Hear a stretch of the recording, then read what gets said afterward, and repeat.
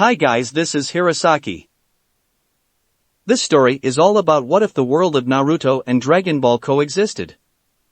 Dr. Gero has finally finished the work on his latest android. Stronger than Super 13. More powerful than the mighty Cell himself. Unfortunately for the good doctor, said android happens to be the former vessel of the nine-tailed fox. And he's not exactly keen on perfection at that. Not when he's forgotten everything but his first and last name. Before we start, kindly like and subscribe to this channel and look over the description box for the author of this amazing storyline. Welcome aboard! Chapter 1. Activation. Deep within the confines of his laboratory, Dr. Gero scrambled to awaken his greatest creations before it was too late. Goku's friends were hot on his heels, determined to oust him, to deny him the revenge he so justly deserved. The thought that they might discover his hidden laboratory at any moment was enough to smother his euphoria in more immediate fear. They were bound to find him sooner or later, but they must. Not yet, not when he was so close. The thought troubled him. He continued his work, fingers clacking relentlessly, the keys inputting the necessary data needed to activate his ultimate android, greater perhaps, even than the as of yet unborn Cell. If this somehow succeeded, if he managed to activate him, he'd see those fools suffer the defeat they deserved. If he failed, well, his dream of revenge would surely die with him. But that did not matter. Androids 17 and 18 aside, the unit he was about to activate was a model unlike any other ever created. It housed powers, ungodly powers that could destroy the Earth itself. Were it his choice, he'd rather have left this one inactive until he could make the final adjustments. Until he could fully cleanse the last trace of the host body's insufferable personality. As it were, he had no other choice. He'd taken the DNA of a man long since dead, a powerful warrior, and cloned him from the base up. At first, the results were catastrophic. To bring a man back from the dead, to truly revive him, was to bring back soul and body as well, resurrecting his memories alongside him. To say it had been nothing short of utter disaster would have been an understatement. Countless statistics had gone into the earlier models, until at long last he'd found a way to suppress the memories of the host subject and bend its will to his own. At least, in theory. And thus, number 21 had been born. Despite his earlier failures, he'd finally soused. Unlike the other clones, he'd successfully managed to bring this man back from the dead. But oh no, he hadn't stopped there. It wasn't enough to merely resurrect such a powerful warrior. How else could he secure his loyalty?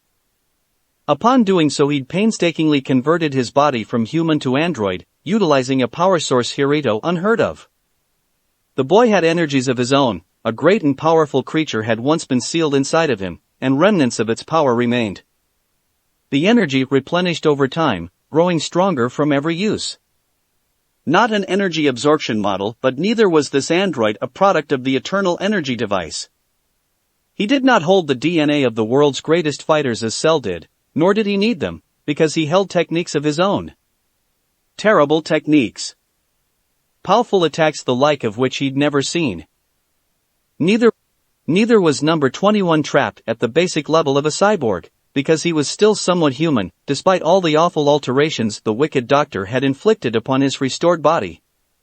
He would become more powerful in time. Win or lose the latter being highly unlikely with each battle he fought, his battle power would slowly increase. Not unlike those pesky scions. But now was not the time to contemplate the potential consequences of his actions. Now was the time to release greatness. At last. Dr. Gero tittered to himself as he inputted the final equation, thereby triggering the activation sequence. My greatest creation.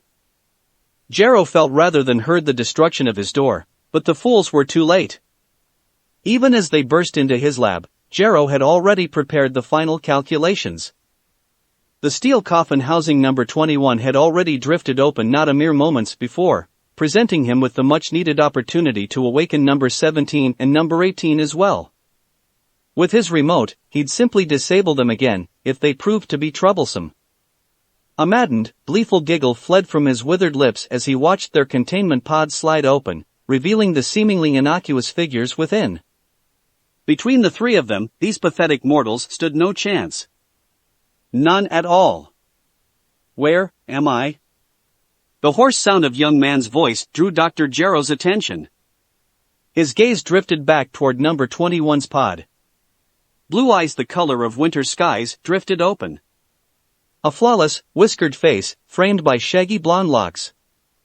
His body was bound in a flamboyant attire, a pair of loose-fitting black cargo pants and boots, completed by an open orange vest showing off his slim physique. A strange metal plate remained wrapped around the length of his right arm, as though someone had tried to carve the likeness of a leaf into the metal with only a limited success. Silence prevailed as he pulled himself out of the pod, taking the Z-Fighters in at a glance before sweeping through the remainder of the room. He gravitated toward Gero abruptly, pinioning the mad scientist him on his gaze. Another android? Trunks scoffed at the resurrected blonde. What else is different this time around? But his words went unheard by the androids. Who are you? Number 21 demanded. I am your creator. Dr. Gero reminded the cyborg. I gave you life.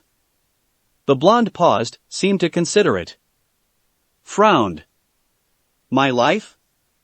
He asked aloud, scratching at the back of his head.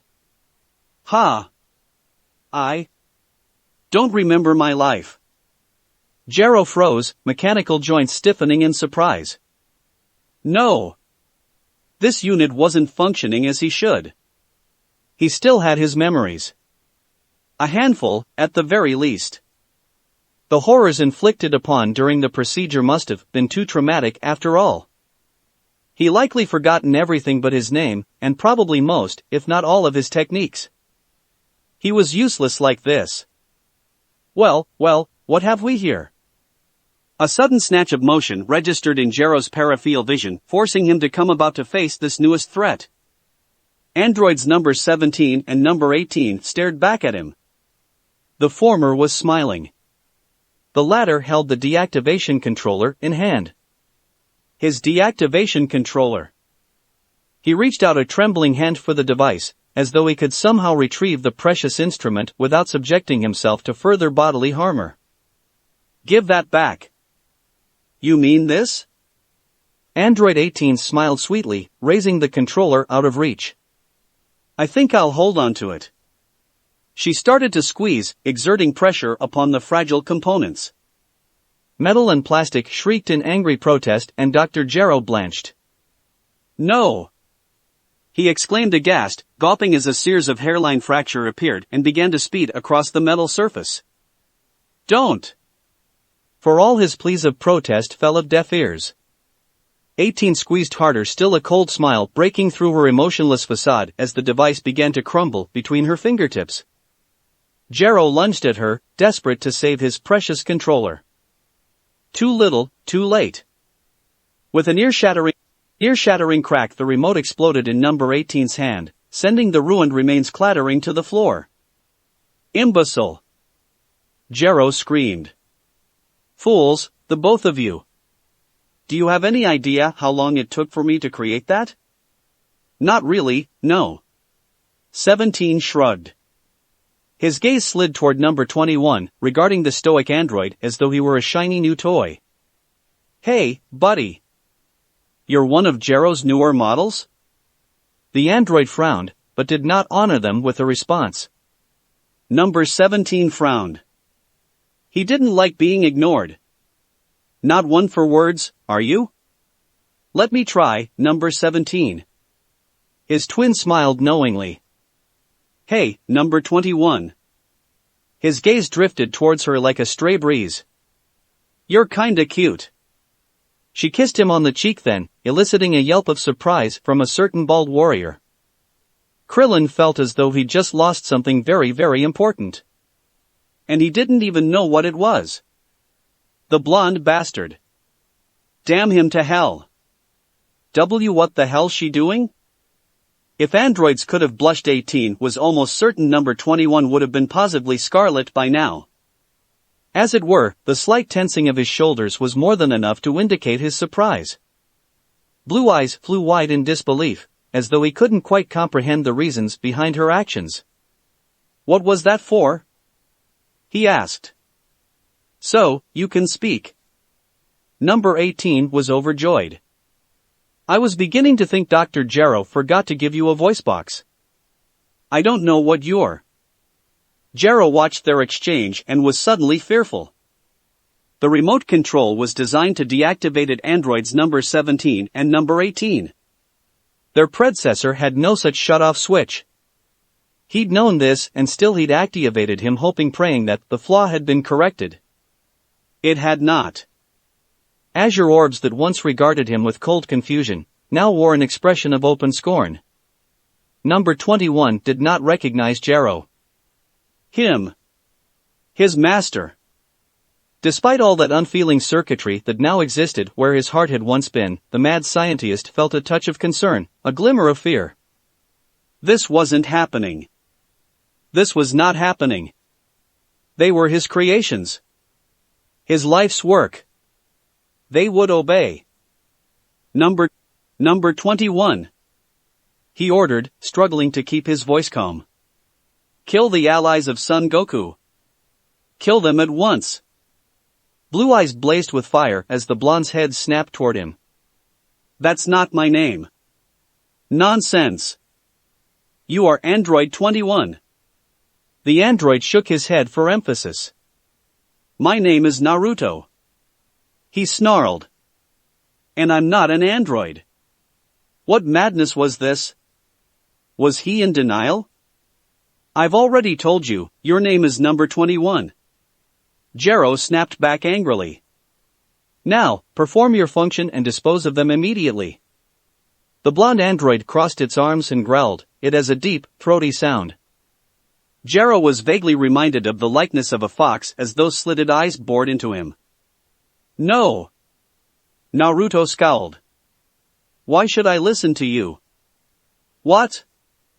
Before he could continue to argue with his greatest creation, an arm erupted through his chest. He stole a glance down at the one who'd struck him, peering down the length of his arm at the one who'd inflicted him with such humiliation.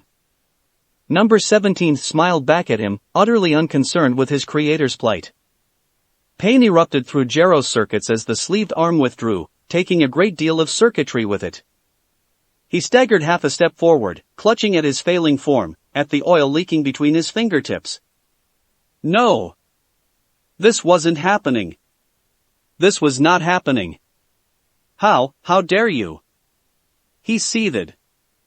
I created you. I gave you life. You're not giving the orders anymore, old man. Number 17 sneered. His gaze slid back to the taller cyborg, a cold smile twitching at the corner of his lips. You can kill him, if you like, number 21. You've only just been reactivated for the first time, after all. I'll let you do the honors. The whiskered android blinked in surprise. For the first time since his activation, he actually smiled.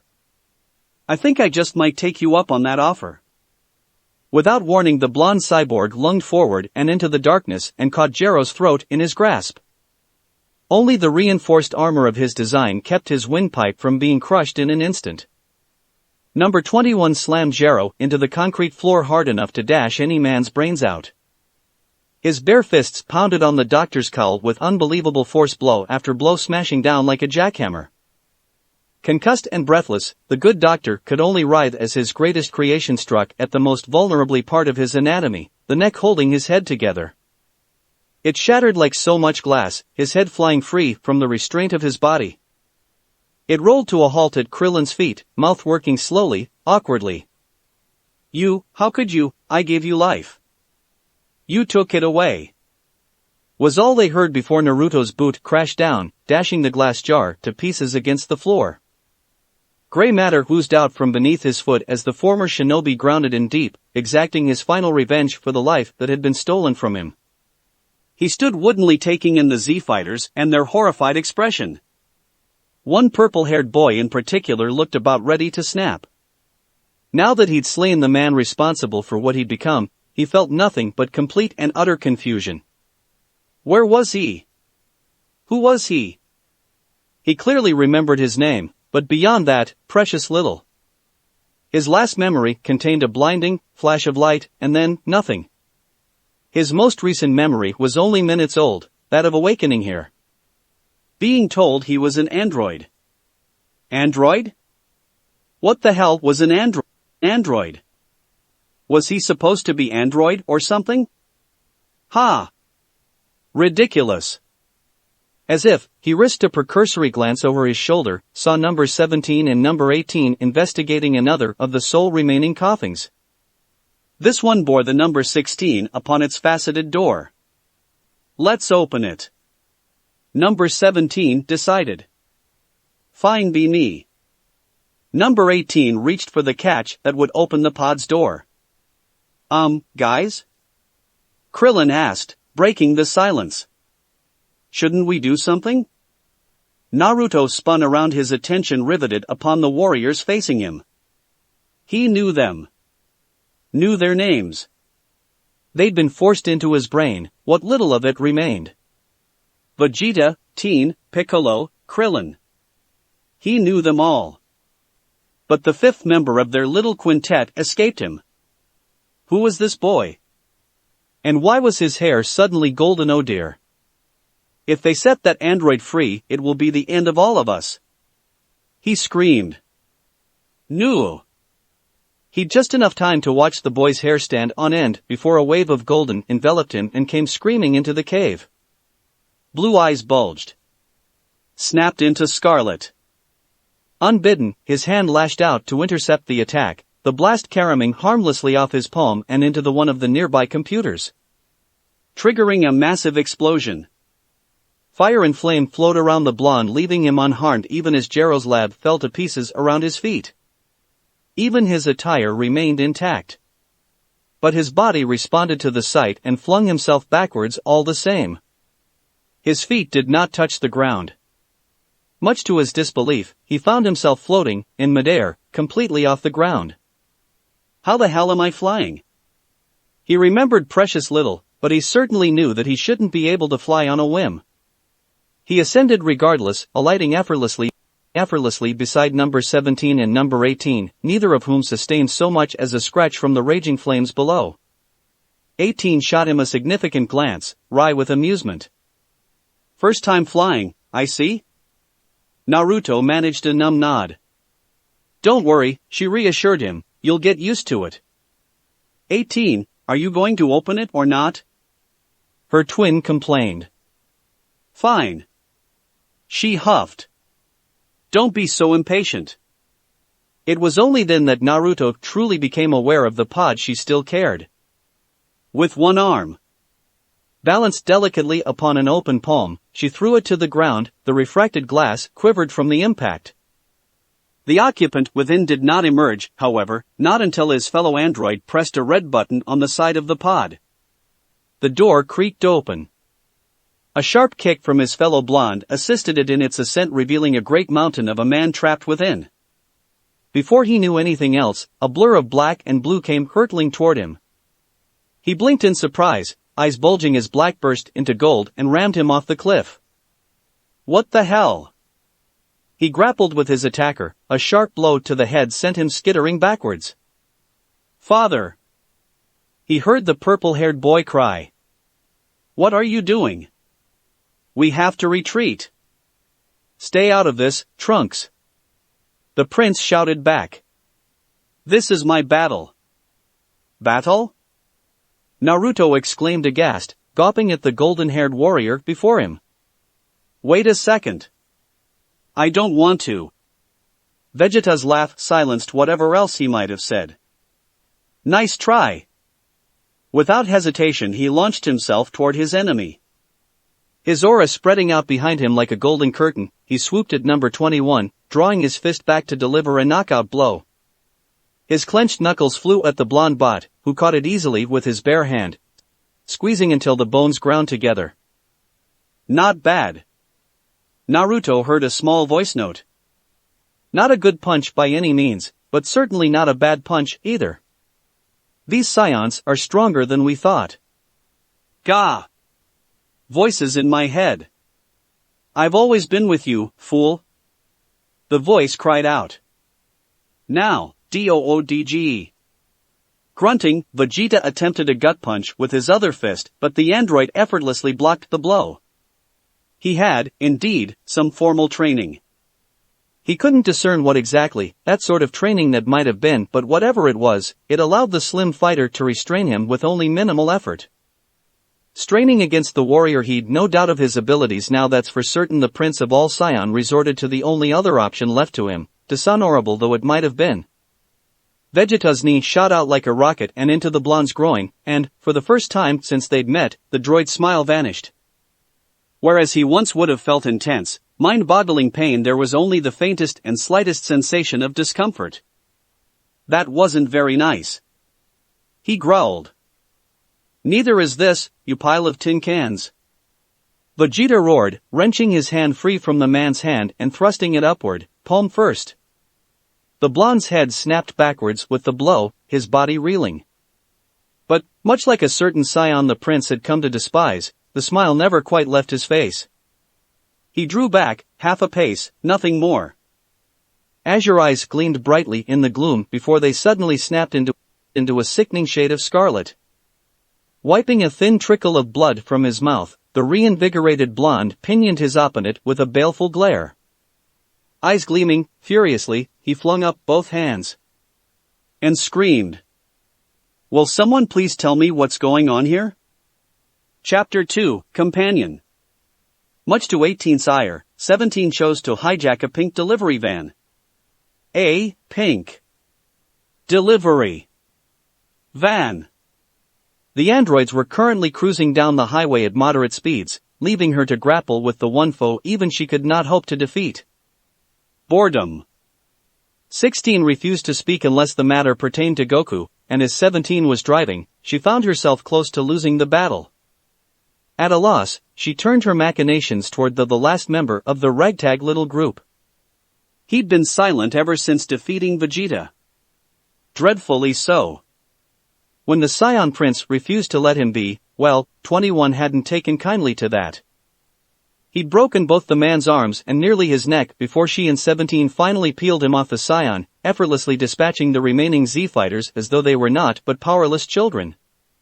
Only the bald-headed one had been left unharmed, left to quiver in fear as they departed in search of what 17 believed to be fun. And by fun, they decided to find and kill Goku.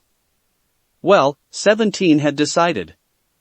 16 had agreed, and number 21 really didn't seem to care one way or the other, forcing 18 to relent.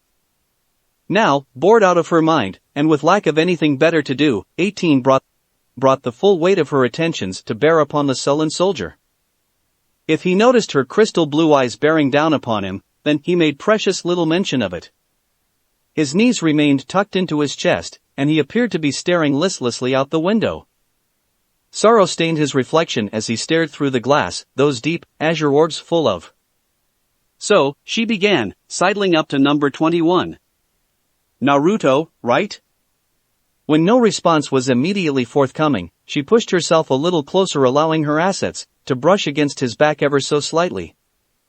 Most men would have melted at such contact and become putty in her hands. The android didn't so much as bat an eyelash. Stubborn. 18 shared that trait with her twin, but whereas 17 would have lashed out in an attempt to try and elicit a response, her ways were more subtle. Hello? She elbowed him in the side. Naruto? The blonde merely inclined his head minutely. Do you remember anything? She asked, pressing him for information. About your life before? 18 honestly couldn't care less about her life, but she was eager to learn more about the enigmatic android. They were both blonde after all, and blondes had to stick together. That, and she really didn't have anything better to do than listen to his life story. Assuming he remembered any of it. He'd exploded into a fit of fury when Vegeta insulted him, so she knew he didn't take insults lightly. Save that, she knew precious little of their newest companion. Hello? Hello? She waved a hand before his face when Naruto refused to honor her with a response. Naruto? Anyone home in there? Silence was her answer. 18 scowled. Are you going to keep ignoring me, or do I have to kiss you again? She threatened, eyes gleaming. When he still refused to respond, she made good on the threat, and then some.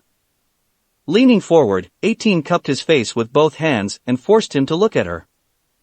Naruto blinked in surprise, a sound of confusion leaving his lips, only to be muffed by hers.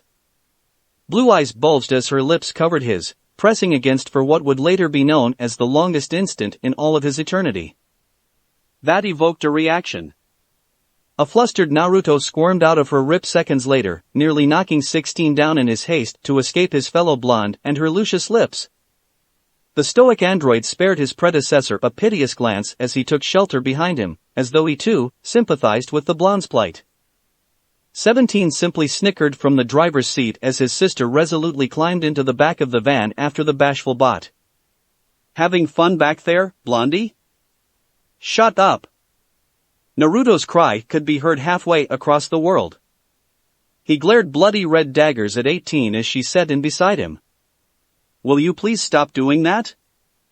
He begged. Why? 18 teased as she stroked his chin, eliciting a rise out of the blonde. Don't you like it? Of course, I do. The whiskered hand clamped a hand over his mouth. Ah! He exclaimed aghast, struggling to control the rising flush in his cheeks. I didn't say that. Did you or didn't you? I don't remember. Naruto clutched at his head. That is understandable, number 21. 16 spoke suddenly. You were activated before your repairs were completed. 17 stole a glance back at them through the rearview mirror. Big guy, say what now? 18 shushed him. Did you say something, 16? The older model nodded. By my calculations, you are not yet in your perfect form. The gentle giant replied flatly, gazing intently at the whiskered blonde. The true depth of your power and most likely your memory is still very much hidden from you. Naruto and 18 exchanged a significant glance, but it was the former who gawped back at the big guy. Perfect form? He remembered no such thing. Then again, he didn't remember becoming an android either. His head throbbed anew, and he clutched at it. Bastard! A cacophony of voices streamed at him, searing his ears with profane accusations. Demon brat! Why won't you die? Yuto?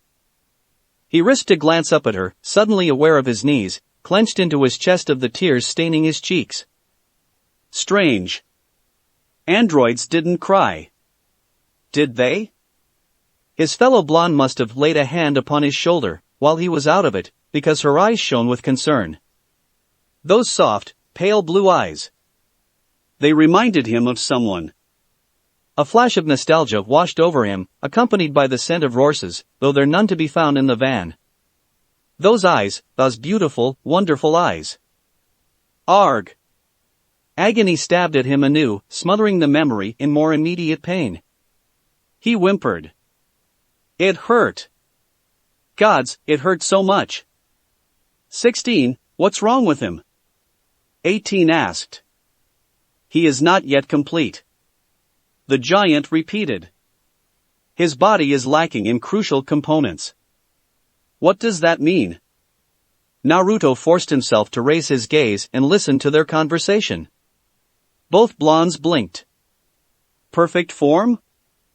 Dr. Gero intended model number 21 to unite with multiple beings. 16 continued. For this reason, he refrained from awakening him until those beings were present. Naruto nearly fell over. And how do you know this? Because I am one of the beings with whom you must unite. 16 said this as though it were the most obvious thing in the world. Your memories will likely remain in flux until we are joined, as will your pain. This time, Naruto really did fall over. What? He gawped. You mean I'm supposed to unite with you? Yes, doing so will unlock great power within you. 16 nodded. However, I refuse to do so until I have killed Goku. No need to hurry. Naruto flung up his hands. I'm perfectly happy as myself, thank you very much. A tiny smile broke out on his chiseled face, like a crack etching along a stone surface. You say this, and yet you do not know yourself. I know enough to trust 18. Naruto said, without thinking. 18 looked at Naruto, wide-eyed. What? Shut up. He cast a desperate glance at 17, who had thus far remained silent despite their argument. Which way is Goku, anyway? 17 raised his shoulders in a helpless shrug. Your guess is as good as 16's. North. Came the immediate reply. If you say so. Naruto said nothing as 17 banked a hard right, the act of which jarred 18 against him. He really was grateful for their company. Had he woken and found himself alone, he'd probably be wandering the wilderness, or something.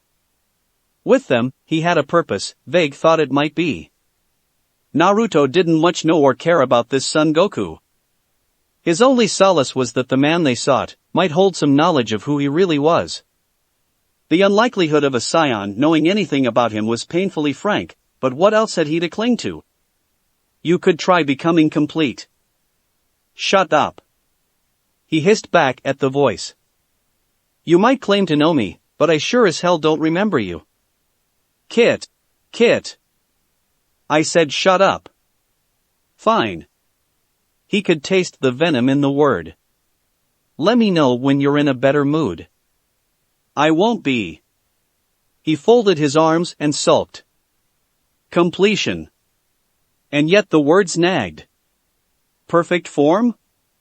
He didn't much care about perfection. Not when he had so much more to worry about. Part of him, his programming, urged him to unite with these beings at any cost. Naruto carefully igored it. Why did he have to listen to the old man? He was dead. And yet his legacy persisted. Abruptly, the thought of regaining his memories left Naruto cold. What if he was a bad person? He'd initially assumed he was an ally of good, and yet here they were traveling to kill a man he knew nothing about, save his battle data. If these thoughts in his head were merely his own desires, seeking to make themselves manifest, what then? What would he do when he finally remembered? He shivered, numbed by the idea. 18 made a face. Something wrong? He asked, reluctantly. We've got to get you some new clothes. She decided. What's wrong with what I'm wearing now? He liked black and orange. He remembered that much. Aside from being utterly hideous? She trailed a finger across his chest, teasing. No, I think you'd look better in red. Maybe blue? Naruto paused, considering. Blue was his favorite color. He hadn't been able to remember that before. Were his memories already beginning to return? No, that couldn't be. Attempting to make of the situation, he forced a smile to his lips. As long as you get a new outfit, too. It was both the wrong and right thing to say. Wrong, because he couldn't help but flirt with her. Right, because her eyes danced with delight at the prospect of getting a new set of clothes. A sudden sense of nostalgia struck him. Much to his dismay, she banished it with her lips, kissing him ever so softly upon the cheek. I'm seriously starting to like you, Blondie. Naruto bristled. My name is Naruto. One question remained, however, as they sped down the highway. Who am I? Chapter 3, The Nightmare Begins. The Z-Fighters had been defeated. Beaten. Decimated at the hands of the androids. Taken apart like a gang of weaklings.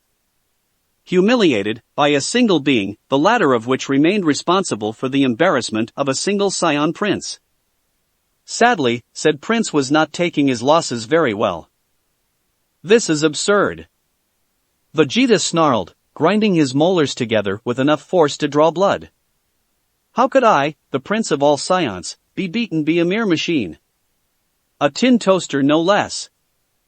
It was ridiculous. Absurd. He had attained this newfound power, and for what?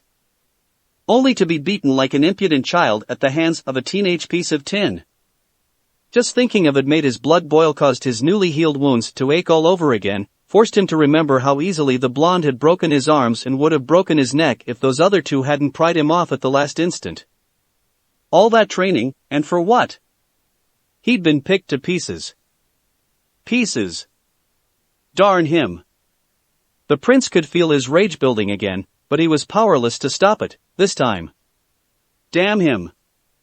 His ki began to rise involuntarily, his eyes flecking with jade, hair staining itself gold. It wasn't long at all before the golden aura took a hold of him, transforming him into a super scion. The earth quivered beneath his feet, the cliff upon which he'd perched himself crumbling away as the energy continued to build and build and build, rising to an almost feverish pitch. Damn you, android! His howl of rage could be heard across the wastelands. Wait until I get my hands on you. I'll tear you apart. Trunks shared his father's sentiment. He remained likewise baffled by the presence of these two new androids, put off by the possibility that his actions might have somehow polluted the time stream. Now he could only look on. Father was trying to figure out how to ascend to the next level of Super Saiyan out here in the middle of nowhere, and Trunks alongside him. Sighing, he decided to broach the subject once more. Father. Be quiet, boy. Vegeta snarled, his brow tight with barely suppressed anger. I did not need your help then, nor do I now. Suffice to say it wasn't going well. Trunks shook his head, knowing better than to test his progenitor's patience. Piccolo had departed swiftly after their defeat, departing for parts unknown. Trunks honestly had no idea what the Namekian was up to, and to be honest, he didn't have time to care. He had no way of knowing that Piccolo had gone to fuse with Kami. There are far more pressing concerns weighing down on his mind. Like the androids. And Goku, whether or not he would recover from the heart virus this time. Too many events were in flux, and he felt as if he were to blame. But if he hadn't gone back, the future would have remained as it was and everyone would have died. Those thoughts niggled at him, plaguing him with doubt. What horrors could those fiends possibly be up to now? Many hours later, miles away. Well, this isn't awkward at all. 17th snide remark earned him a baleful glare from both blondes, burning like a pair of well-placed energy blasts in the back. 18 wanted to kill her twin. Naruto didn't.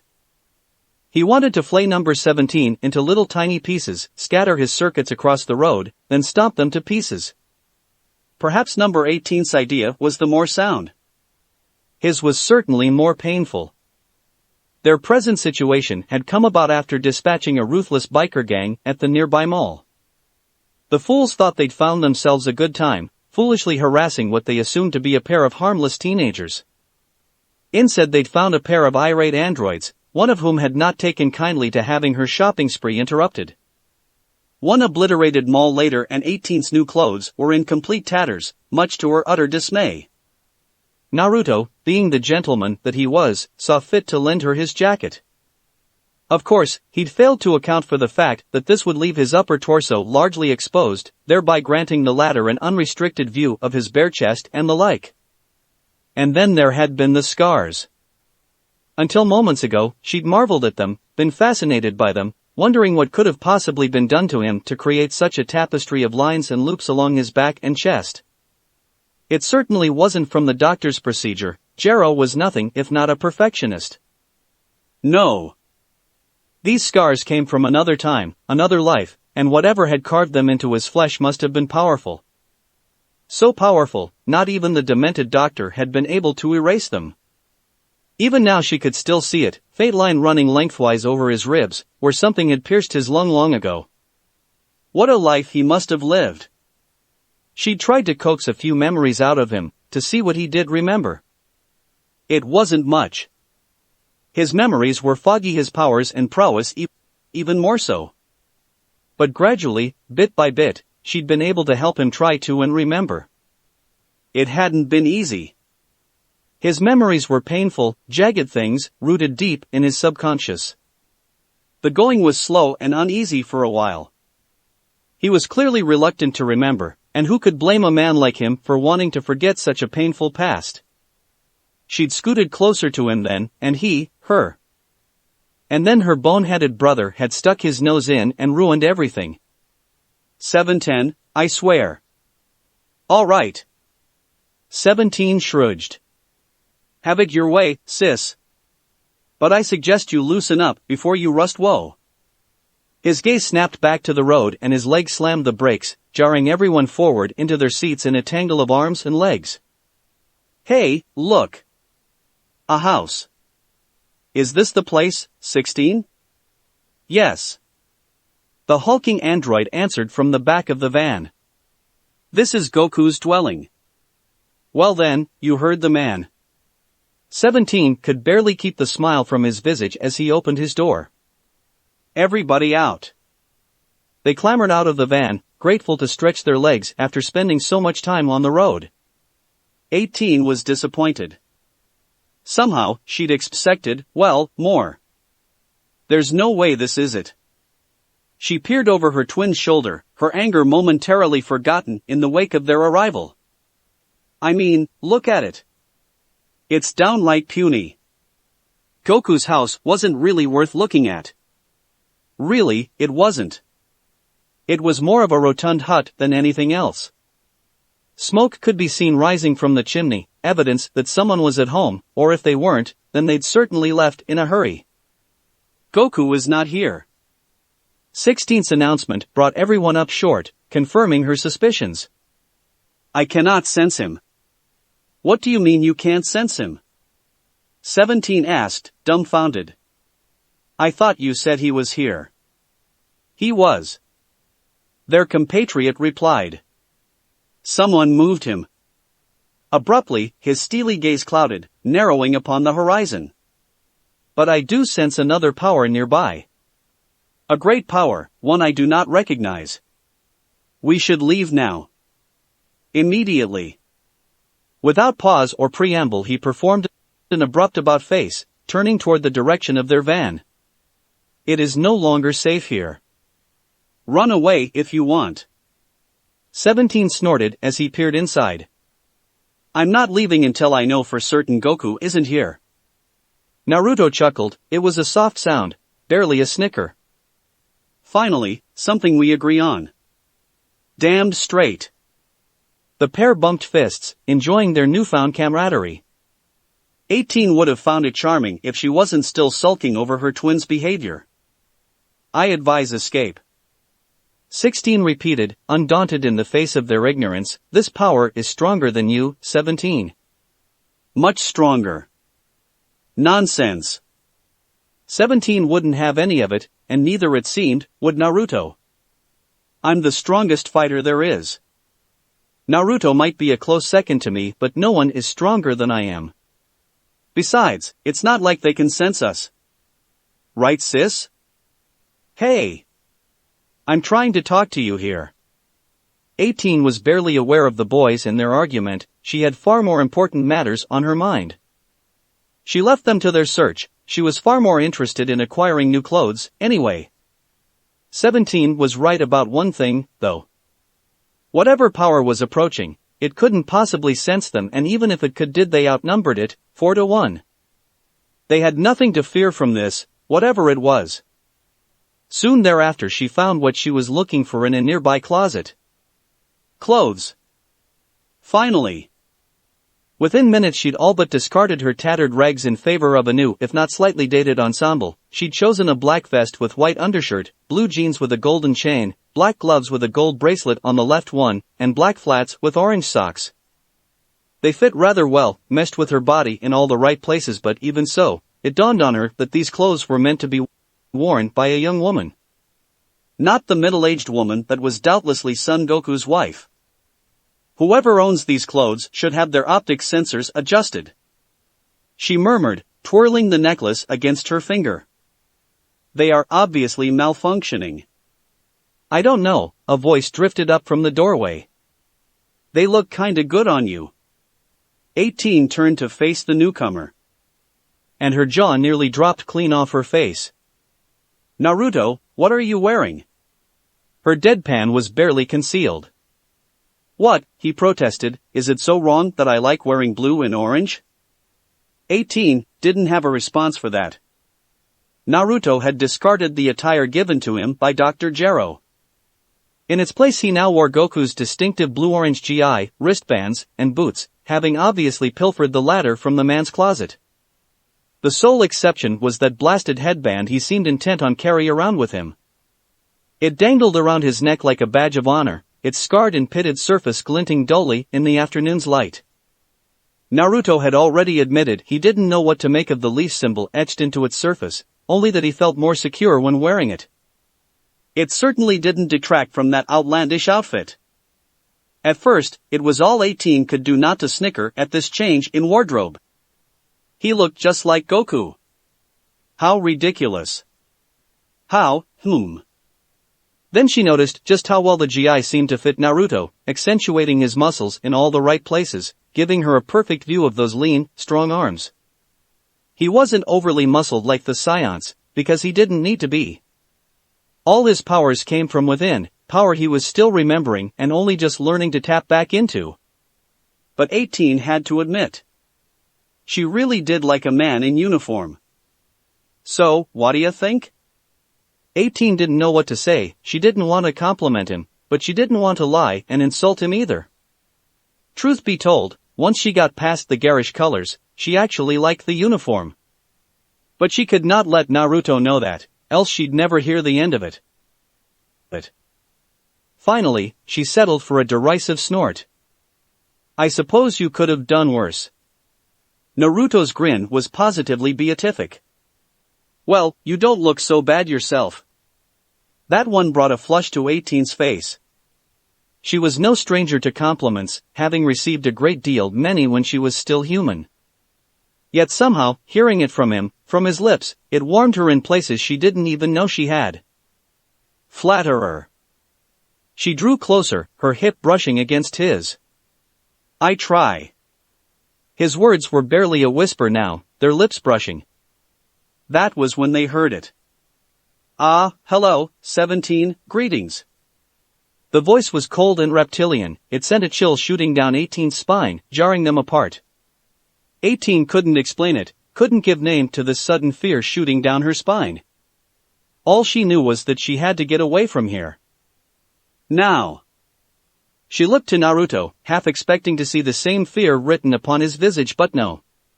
There was no fear to be seen there. Only confusion.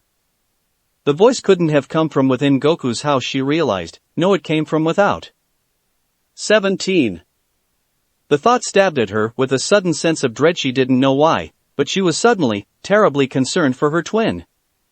Naruto must have shared the same thought because he was already moving, stepping past her towards the door, his footsteps heavy with haste. He only made it 2 steps before a wave of golden light slammed into him, ripping him from his feet and sending him sprawling back into the kitchen. 18 barely had time to cry out before the light in the doorway died, blotted out by a creature straight from her nightmares. Monster. That was the first word that rose to 18's mind when she beheld it, this ghastly-looking creature, this thing standing between her and safety.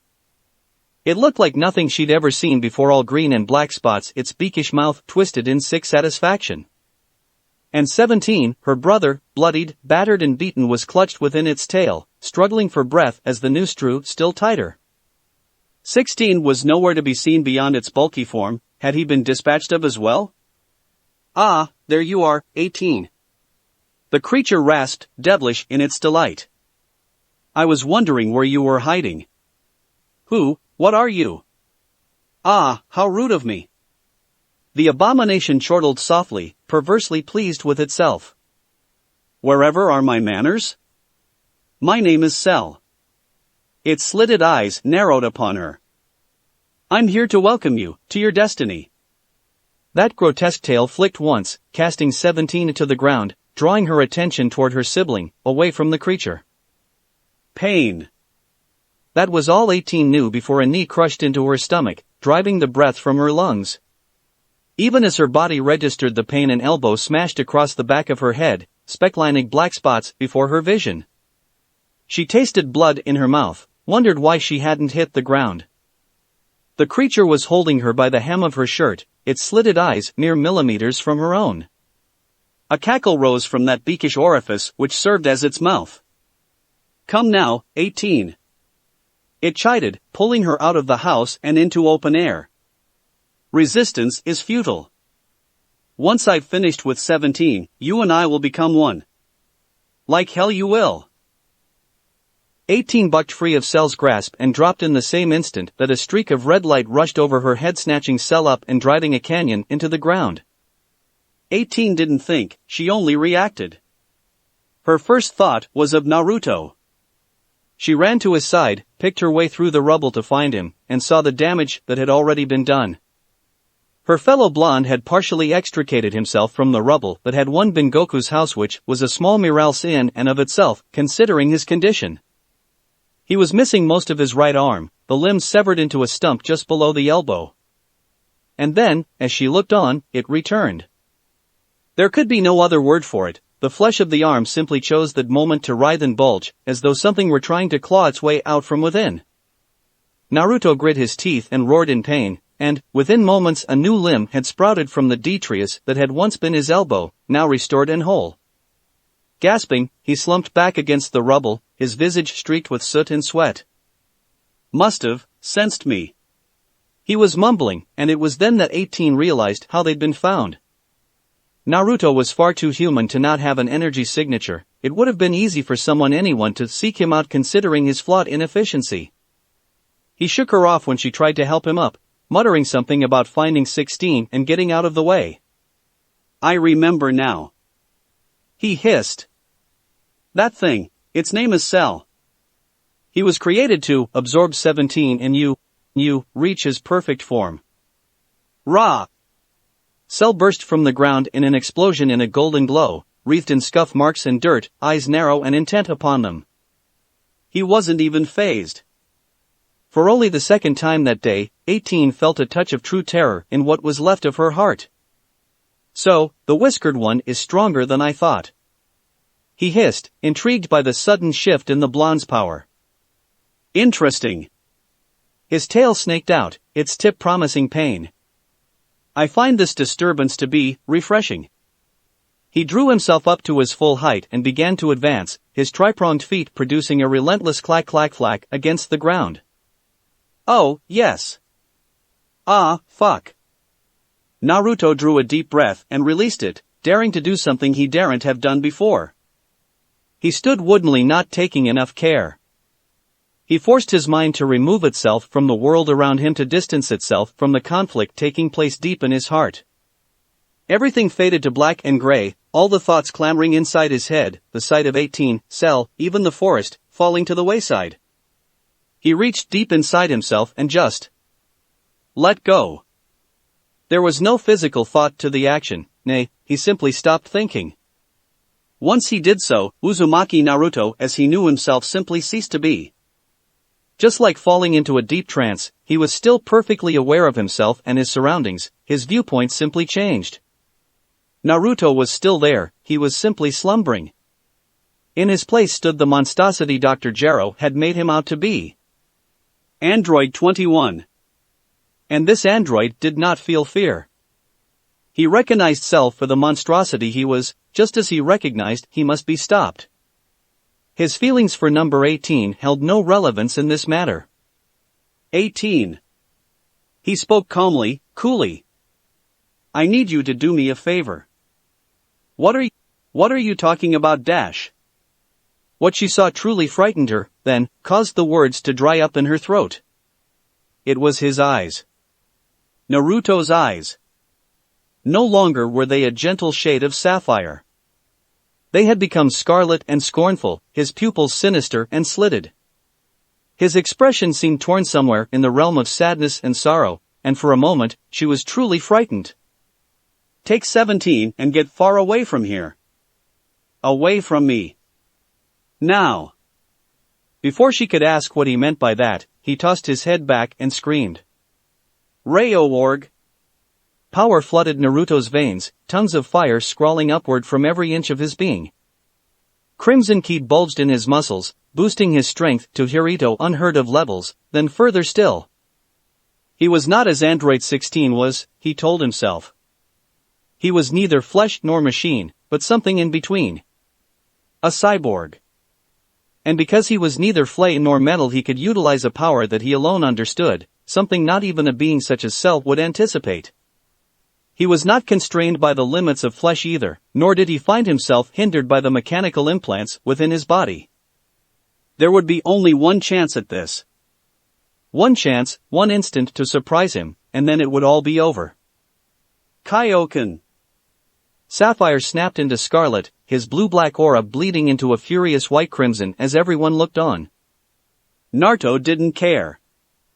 He gave himself over to it, unto his programming, allowed himself to fall into the cold calculations derived by the man who had brought him back from death and made him into this abomination. He felt his hands and feet shift in the most minute of movements, recreating the first phase of an offensive stance his mind did not know. His body did. It had been rebuilt from the ground up, created for the sole purpose of destroying Son Goku. Cell was hastening his pace now, starting aggressively towards Naruto in defiance of his purpose. Naruto no, wait. That wasn't right. He was Uzumaki Naruto no longer. Android number 21 cast aside that purpose now, and flung himself forward, faster than even Dr. Gero's greatest creation could comprehend. Cell swiped a hand at him, but Naruto met his fist with one of his own, stopping him dead in his tracks.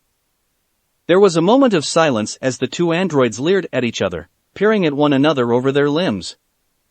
And then, the tentative silence was shattered by Naruto, his forehead jarring forward to meet Cell's own in a vicious headbutt. Impressive. Cell hissed as they strove against one another.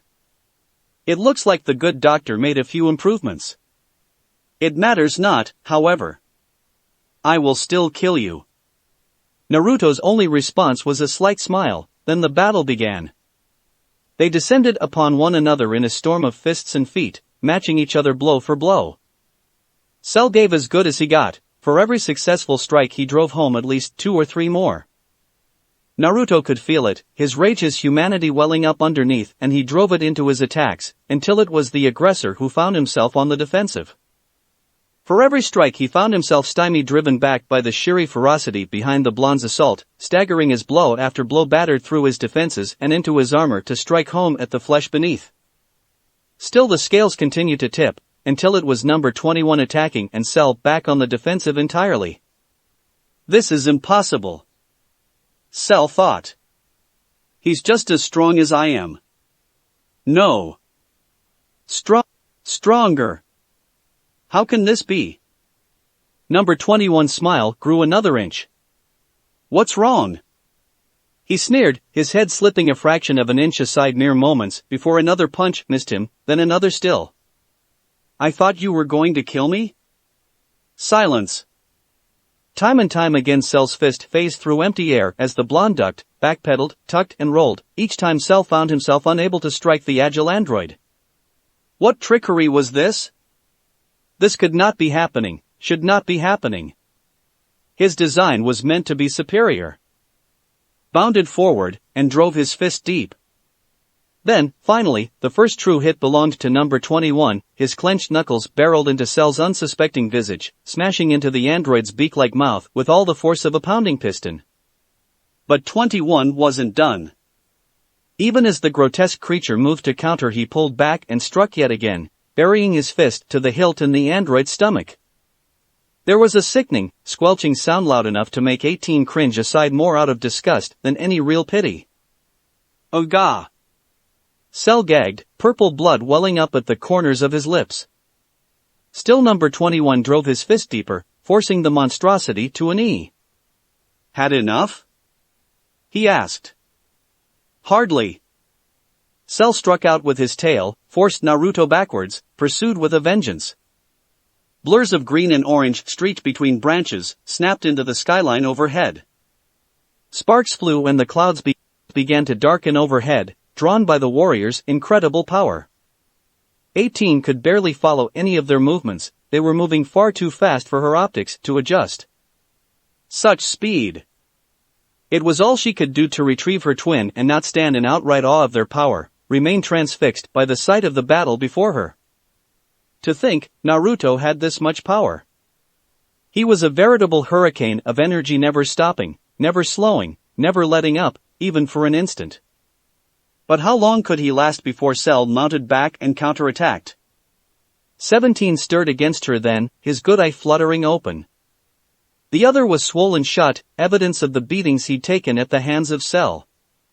How he'd been trounced so soundly in a matter of moments truly was beyond her. Was this creature really that powerful? 18 risked a glance down at her sibling. It was a mistake. Scarce had she done so than a stray energy blast struck one of the nearby trees, then another and still another, sending the forest bursting into flames. Naruto and Cell were taking potshots at one another, heedless of their surroundings. Heedless of her. The thought stung something in her heart. Naruto seemed to have simply switched off. He had paid her little to no attention since his brawl with Cell began. Not that she blamed him, but the realization that he might not care what happened to her actually hurt. No. I can't tell myself that. She shot skyward on sheer instinct, looking as much to try and avoid the battle as the flames below. 17 clung to her, shoulder draped over her neck in an effort to retain his balance. The energy blasts had since ceased, the fighters were engaging in close combat once more, to Naruto's obvious advantage. The longer the battle dragged on, the more his power seemed to increase. He was beginning to pick Cell apart, she realized with a sudden pang of worry, toying with the android when he could have easily destroyed him. He was becoming arrogant in his power, allowing it to hold sway. Enough of this. Cell snarled, drawing his arms back. I am done toying with you, number 21. You're gone, and here's your going away present. Me. Is that so? Naruto, to her disbelief, mimicked the motion. I was just thinking the same thing, Cell. His crimson aura surged furiously, the Kaioken empowering his body to suicidal levels. Slowly, he too drew his arms back, things crooked into claws. Azure fire shone between their cupped palms, a blinding brilliance, blazing bright. Ha! The twin Kamehamehas collided violently, warring with one another for supremacy. Just as quickly they detonated, spraying black smoke billowing across the sky. 18 could still see Naruto, but Cell, oh no! Cell snapped into existence behind him, his tail lancing out toward the unsuspecting blonde's chest. Gotcha! 18 wanted to cry out as she watched the monster's tail pierce Naruto's chest, but all that emerged was a whisper. No! Naruto hung there, eyes wide and bulging, and vanished. The afterimage dissipated, leaving Cell's tail hanging in empty air. Cell growled, scanning the inferno below for any sign of his quarry. Where the devil did he go? Behind you. The ultimate android managed a half-turn before the crimson-clad cyborg whispered into existence behind him, palm open, fingers splayed. A shining spiraling sphere shone in the center of his hand, growing larger and larger with each second. Keening and SHR Cell grunted in surprise. That was the only sound he had time to even produce before he realized war was about to happen. He tried to dodge, he really did, but that shrieking sphere was streaking towards him far too fast to evade, and the edges of it were already licking at his tail. He had time enough to hear the name of the technique mere milliseconds before the world erupted into white in his paraphiles, before he felt it tearing into his flesh. Raisin Shuriken. Chapter 4, Rebirth. Raisin Shuriken. 18 watched in awe as the shrieking sphere leapt from Naruto's palm to slam into Cell's back. At first, nothing happened. Then the shuriken began to expand, swelling to engulf the ultimate android from tail to toe, dragging him down and out like a kite from the sky. Cell screamed in absolute agony as the cell-shredding sphere tore at his flesh, catapulting him into the charred earth below. Even as he crashed into the canyon created by the Raisin Shuriken, Naruto was diving after him, plunging into the earth like a thunderbolt sent from on high. 18 had just enough time to glimpse a second, slightly smaller sphere cradled in the blonde's palm before Naruto thrust it down into the ugly android's back. Odama Rasengan. A second, greater gust tore through what remained of the forest. Deprived of their oxygen, the fires found themselves forcibly extinguished, unable to sustain through lack of oxygen. Leaving naught behind but charred earth. 18 tentatively set down upon the bleak barren soil, peered it then into the crater where Cell's body lay. She saw nothing but ashes. Elation soared in her heart, leapt to her lips in a giddy grin. Cell was no match for Naruto. Whatever odd improvements Dr. Gero had made to Naruto, they were obviously more than a match for him. Naruto, you did it. Why are you still here? His fury jarred her from her glee, shouting up at her from the crater. I told you to leave. Now. An attack of that caliber isn't enough to destroy Cell. Not completely. Her head snapped from side to side in disbelief, a puppet severed from its strings. What? No. That wasn't possible. Cell couldn't possibly be. You should have listened to your friend. 18 had just enough time to hear the dirt explode beneath her feet, to feel the shadow fall over her, to see Cell looming overhead. Naruto was right. Cell wasn't dead. The android was missing an arm and a leg, both of his wings, and almost half of his entire face, but he was still, incredibly, alive. His armor had been scraped raw in places, revealing the blood and circuitry beneath, but he was still alive. Alive. And his tail was descending. Too fast. Much too fast. No. 17 jerked free from his sister's grasp and slammed into 18, shouldering her aside mere moments before the monster's tail descended upon them. Instead of swallowing both androids as he'd intended, the cruel creature snared her sibling instead. In the blink of an eye he sucked him down, engulfing her twin in the disgusting vacuum-like appendage. Cell roared in triumph, at least, 18 assumed he was roaring. From half of his face missing, it sounded more like a rasping gurgle. Even as she thought to save 17, her brother was sucked up through the tail, drawn down to the androids waiting back. Fuck. She could feel her mouth working, cursing Cell, cursing herself for being saved instead of her brother, everything. Fuck. You're next, my little peach. Cell's broken mouth curved in the rictus of a grimace as the bulge that was 17 neared his back. I'm going to gobble you up. 18 drew back in revulsion, too late. Cell's remaining hand reached out and snared her by the arm. Cold. His fingers were like death, cold and icy, and he was pulling her towards him, and no, oh god, no, I don't want to be a part of that thing, no.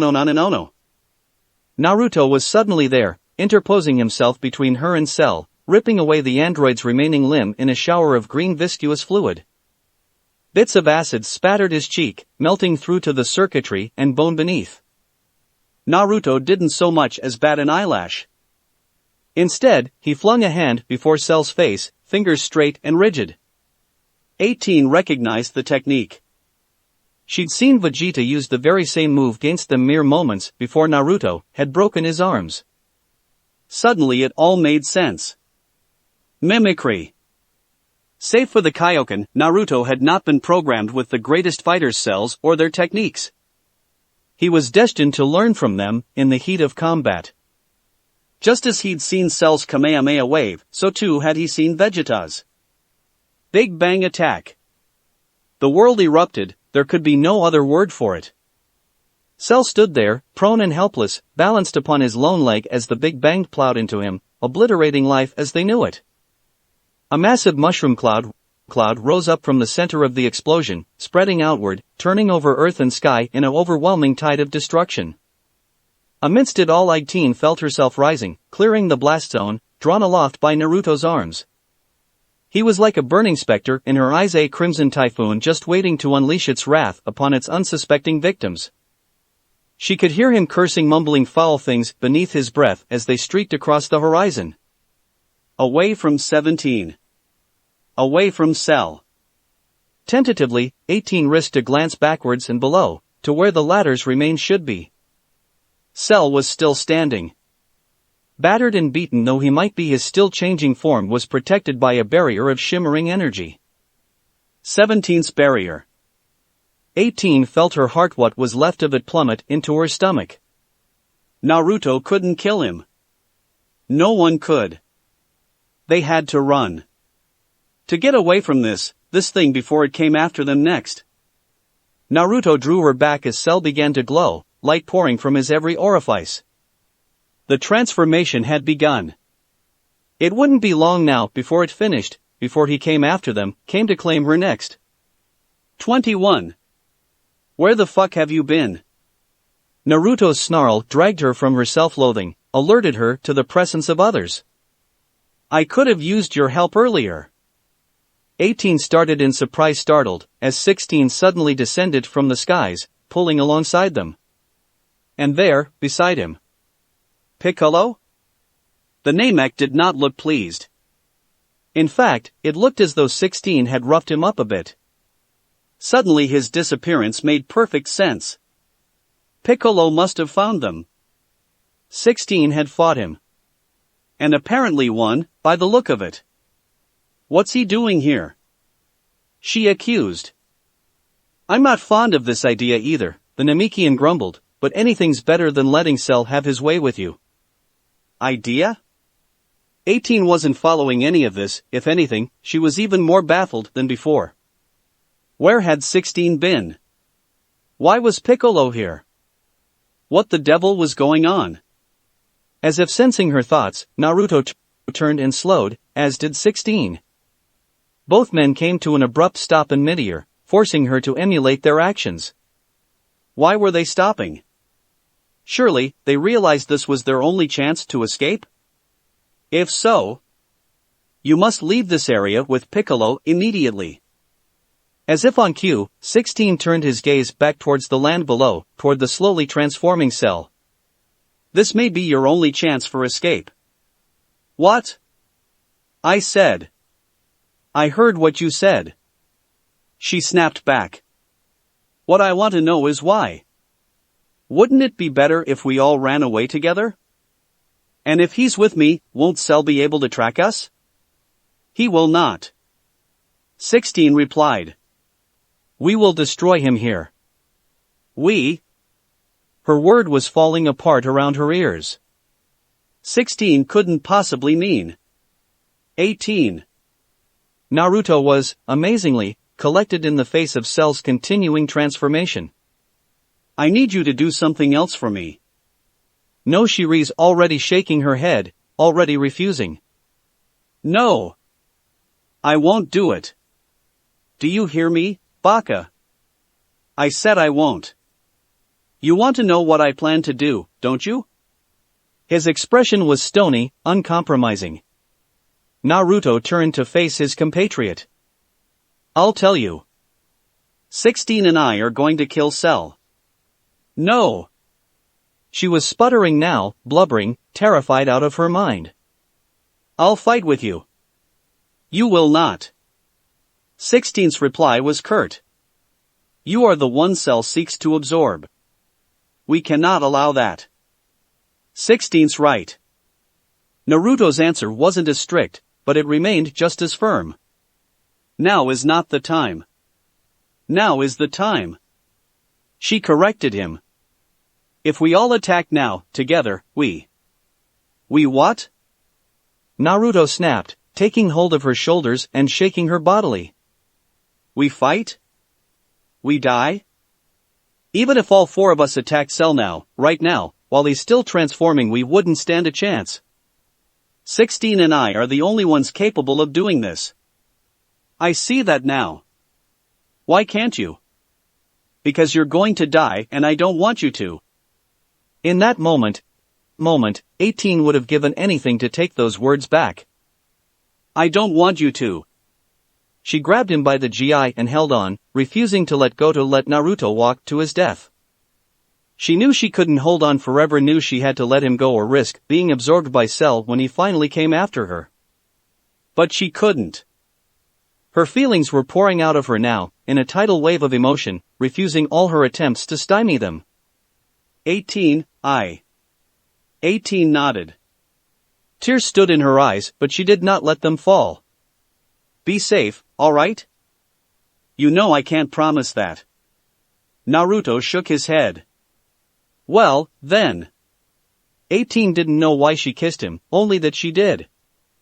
Only that she grabbed him by the face and lips were suddenly dragging against his, that suddenly he was kissing her back, her tongue tangling within mouth, and that should have been our first kiss, she whispered in his ear. I'm sorry it wasn't. Naruto didn't say anything, because he didn't need to. She could see just how. Don't die. She whispered. It's time. Piccolo was suddenly there, pulling her aside by the elbow. We've got a lot of ground to cover. 18 managed the barest of nods. And then she was gone, ascending into the sky like an angel. Naruto watched her go alongside 16, the slightest of smiles wreathing his features. A shockwave shook the ground seconds later, alerting them to what they had long since feared. Cell had completed his first transformation. Both androids cringed and began their descent to ground, knowing they were about to fight a futile bout, that they were giving their lives, but even so, they went to their deaths with pride in their hearts and smiles on their faces. And then Cell was suddenly there, appearing in a flash of light. Naruto felt a trickle of dread touch the nape of his neck. Fast. Cell was faster than before and far more powerful. He certainly looked different, and not in a good way.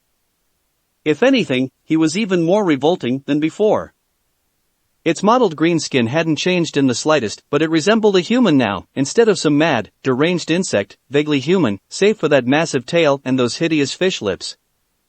And then it spoke. Now then. Cell greeted in the brash, lisping voice that would so define his second form. Where were we, boy? All right. It looks like he hasn't noticed 18 yet. Naruto commended himself. Good. Let's keep it that way. We just need to stall him. I believe I was kicking your ass. He forced a smug smile to his face, the Kaioken surging around him to double, then 4 times its normal strength. Red tinged the edges of his vision, blinding him to all else. He could take this still higher if he had to, but even the Kaioken had its limits. Yes, I remember. Cell smiled, his large lips twisting into a sneer. I think you're owed something for that. Is that so? Naruto feigned a shrug. You're going to have a hard time collecting if that's all the power you. Pain. Naruto barely had time to blink before he slammed backwards into the ground, careening head over heels with such force the world was little more than a mottled blur in the back of his mind. He became dimly aware of a large welt rising on the right side of his face, but there was no recollection of Cell's attack anymore in his memory. When did he dash? Blue eyes bulged as a shadow fell over him, keeping pace with his rapid velocity. His mind switched off and his body reacted, twisting in mid-lunge, raising a forearm even as Cell struck out with his heel and drove him into the earth. Soil snapped angrily at his back, but the true pain came not from the impact, but from his right arm. Gah! Gah! All the bones and wires in that limb shattered like so much glass, unable to withstand the force of the blow. Naruto refused to cry out even as he felt his regeneration take over. Cell would have struck out again, had not a pair of hands seized his tail from behind and squeezed, ripping him off the ground and swinging with all their might.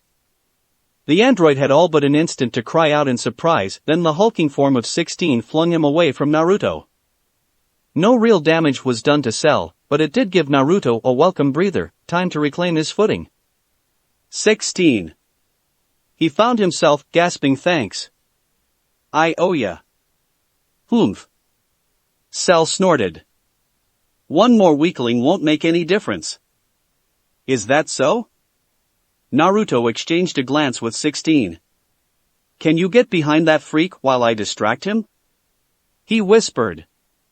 The gentle Goliath seemed to consider it for a moment. It is possible. Then here we go. Naruto snarled and boosted his aura higher, the crimson sparks of the Kaioken eating at the air around him. X5. No. Higher. X10. Higher. X20. His drew both arms back, cupping the palms of his hands together. Azure light filtered between his fingers once more, burning with such intensity that it actually scorched his skin. Ka! Cell began to advance, stalking forward in the face of the blinding brilliance. Naruto read his smug expression. He was overconfident, arrogant in his power. He thought this wasn't enough to stop him. And it might not be. He was well aware that the android was now several times stronger than him. But by God! Me! They'd just see about that. Ha, me! Naruto felt the blood vessels in his eyes begin to burst, every ounce of his power focused into a single monumental blast. The charred soil crumbled beneath his feet, chunks of earth rising into the air as he poured more and more of his essence, his very being into the attack. There was a good chance he could destroy the earth if he missed. But he would not miss. He could not miss. He would end Cell or die trying. Hopefully the former. He truly wanted to be with 18, after all, but if it meant he had to die to end this monster, then so be it. Now, Naruto growled, pausing in his chant, if you really want to test your strength, stay right where you are. Cell sneered, refusing to so much as flinch. Do your worst, boy. That's right, baka. Naruto laughed. It was a fierce, throaty sound, devoid of mirth and joy. Stay right there. He'd do his worst, all right. And Cell would regret every second of it. I think I'll take you up on that offer. Without another flung his hands forward, releasing the heavenly fire within. Ha! 18 felt it. She recognized the sudden upsurge in Naruto's energy, realized he must be pushing himself to his absolute limits. He wouldn't last much longer. It was almost enough to make her turn around right then and there. But Piccolo wouldn't have any of that. She knew the moment she tried to go back, nay, the very second she placed Naruto's safety above her own, the Namekian would be there to stop her. It broke her heart to leave Naruto and 16 behind, to flee like a coward while they stayed behind. Even now she could feel herself slowing down, warring with herself, self-preservation bickering with what she felt toward her fellow blonde. Eventually, the latter won out. I can't, she decided, her heart breaking with the realization, I just can't leave him there to die. She feinted to the right, and when the Namek moved to block her, she juked to the left instead. Caught off guard, Piccolo had only an instant to register the sudden fake-out before she kanonied into him, driving a foot deep into his stomach. And then she was gone, streaking back toward the island, toward the field of battle. Naruto! Idiot! Piccolo streaked after her, cursing Dr. Gero and his creations all the while. Ha-ah-ah-iya! Cell didn't even bother to dodge, he simply stood there, still as a god, allowing the massive Kamehameha wave to envelop him. He braced himself, refusing to flinch as the fire tore through 17's barrier, scathed his armor, and all but seared into his flesh. Such an effort would have easily ended him in his previous form. Now he was able to resist it, albeit with some effort. He stood firm and tall, his boots grinding into the ground as the wave passed over him, leaving his body seething, but still very much alive. If this was all he could muster, then. Hell flash! A wave of golden light smashed into the android's unprotected flank, staggering him and tearing through his already trounced tail as though it were made of tissue paper. 16. A strangled grunt left Cell's lips as the appendage flopped loosely away from him. No matter, given the chance he would simply regenerate a new one. But he might not have that chance if he continued to bask in this inferno. Roaring his fury in an explosive wave, he sent both combatants flying backwards merely by releasing his ki, dissipating their blasts in a shower of steam, blinding all on the island. Slowly, warily, he uncrossed his arms, leering at them both. Is that it? 16 took a hesitant step backwards. His power is greater than I feared. Why, you gotta be kidding me. Naruto felt all his power abandon him, his stamina drained by the intense demands of the Kaioken. How could he survive that? Is he immortal? Even androids had their limits. He sank to his knees, gasping for breath. There's no way. His best, just wasn't good enough. This was the end, then. He had nothing left to give. There's just no way he can still be alive. Afraid so. Cell struck down hard, driving the wedge of his clenched hand deep into the blonde's stomach, sheathing his arm in flesh and circuitry. He watched the boy's face twist in a rictus of agony seconds before the point of his hand emerged out the battered blonde's back amidst a shower of gore. Even as 16 turned to register the blonde's defeat, Cell raised his free hand, clenched the fingers into a fist. To his credit, 16 managed to dodge the worst of the blow. Instead of having his head torn from his shoulders by the blast, he merely lost a large portion of his skull instead. The key blast sent him skidding away from Naruto, still impaled upon Cell's hand. He held him there a moment longer, sneering down at the boy that had given him so much trouble. To think, such a no-count had actually managed to impede him in his previous form. He was merely an insect now, the lowliest of worms when compared to this power. I'll squash him like a bug. Get away from him, you bastard. Pesky vagabonds. For what must have been the upteenth time that day, Cell found himself ambushed.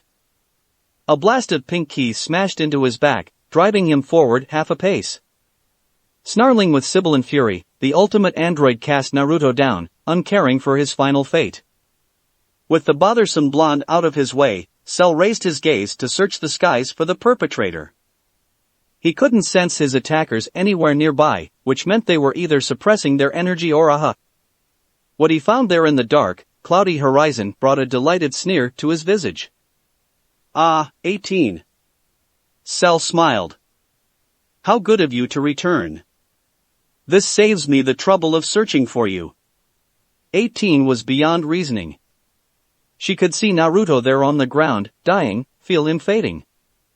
The red of her anger took all sanity from her, replacing it with boiling rage.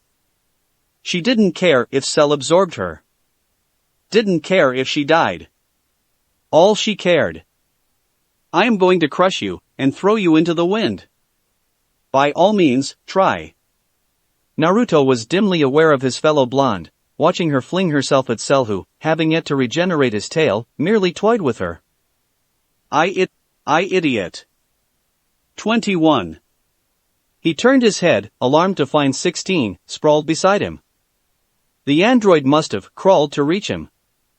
Sparks scrawled across his head, exposing damaged circuitry.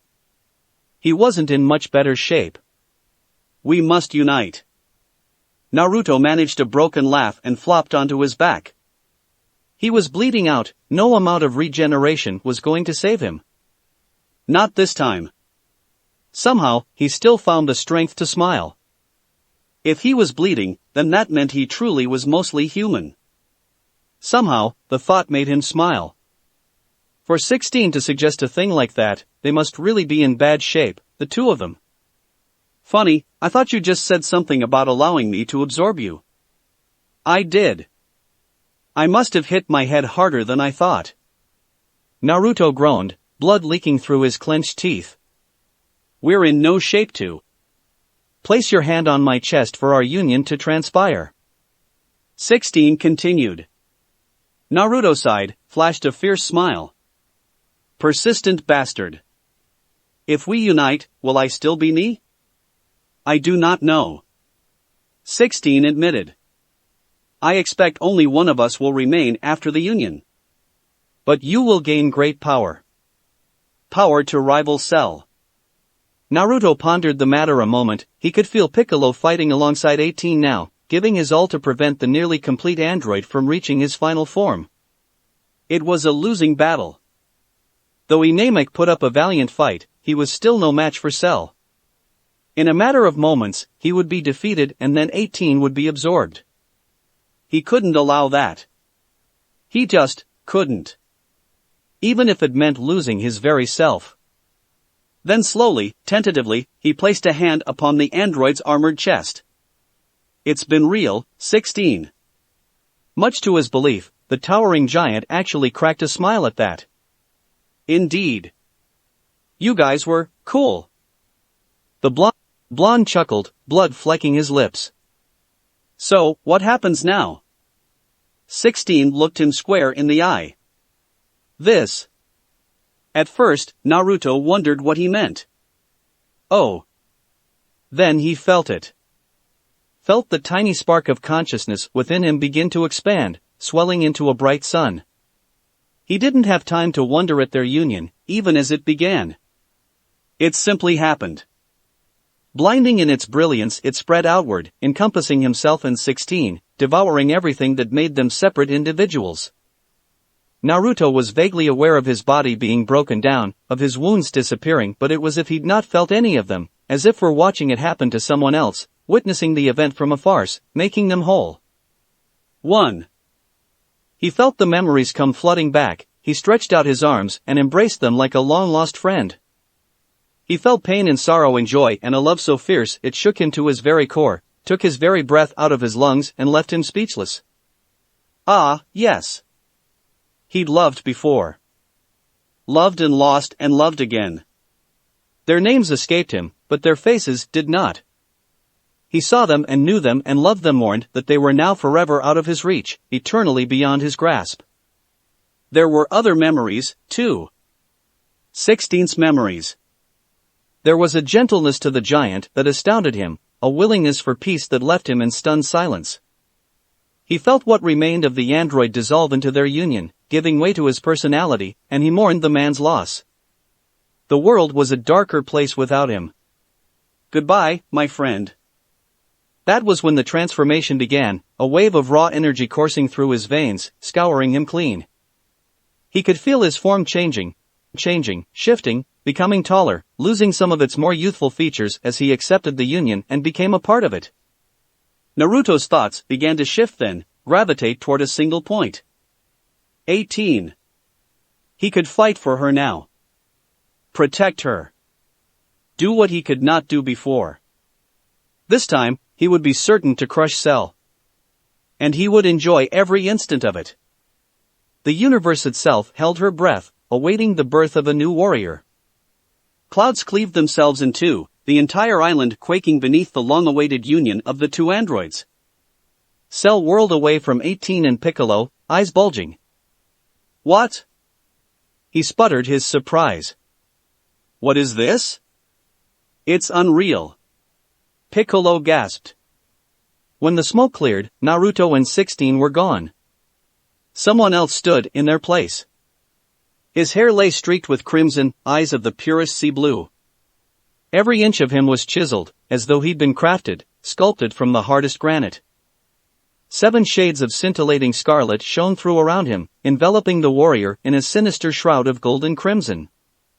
He stepped forward, his pointed boots kicking up dust with every motion, his armored chest gleaming dully in the setting sun.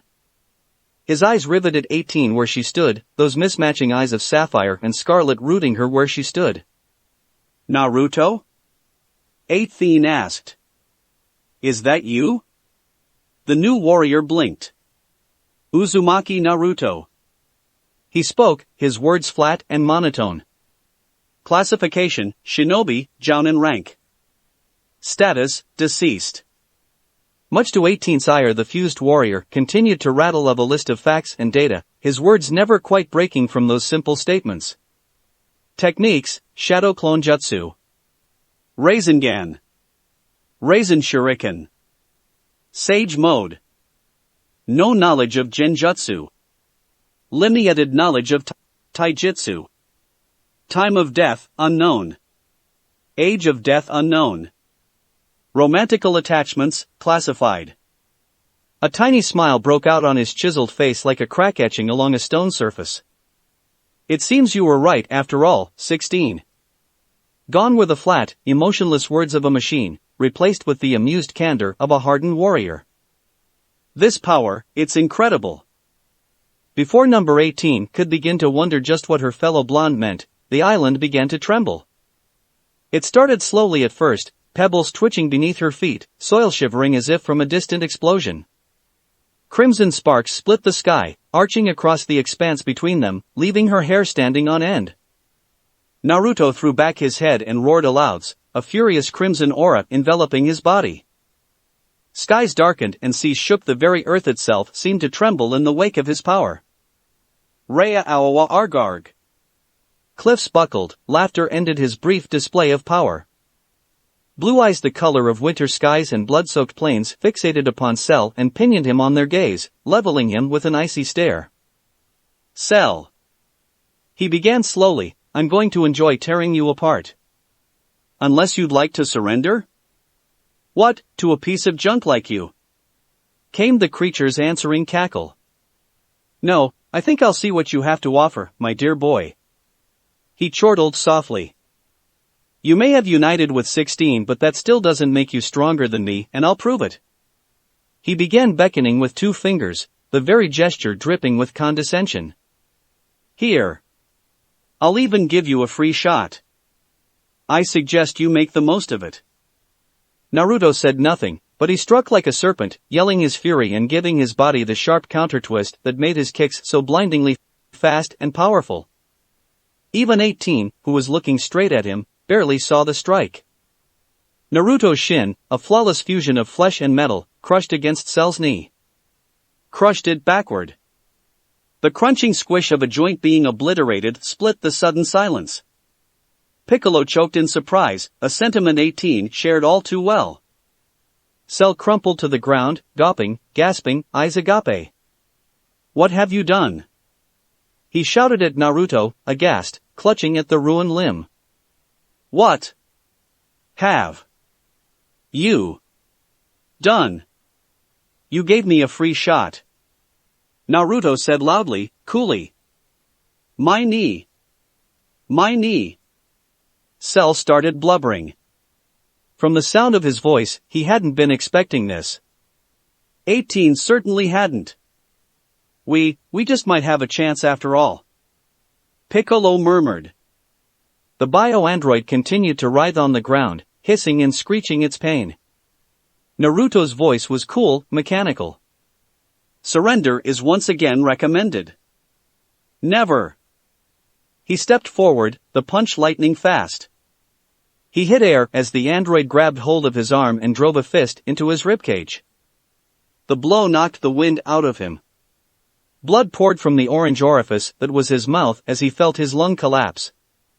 Nevertheless, the Insectin warrior charged up a ki blast and fired it at point-blank range at Naruto's head. When the smoke cleared, he found the blonde standing to one side of the blast zone, his features hard and unblinking. Cell was promptly punished for his temerity with a punch to the gut and a chop that split his humerus.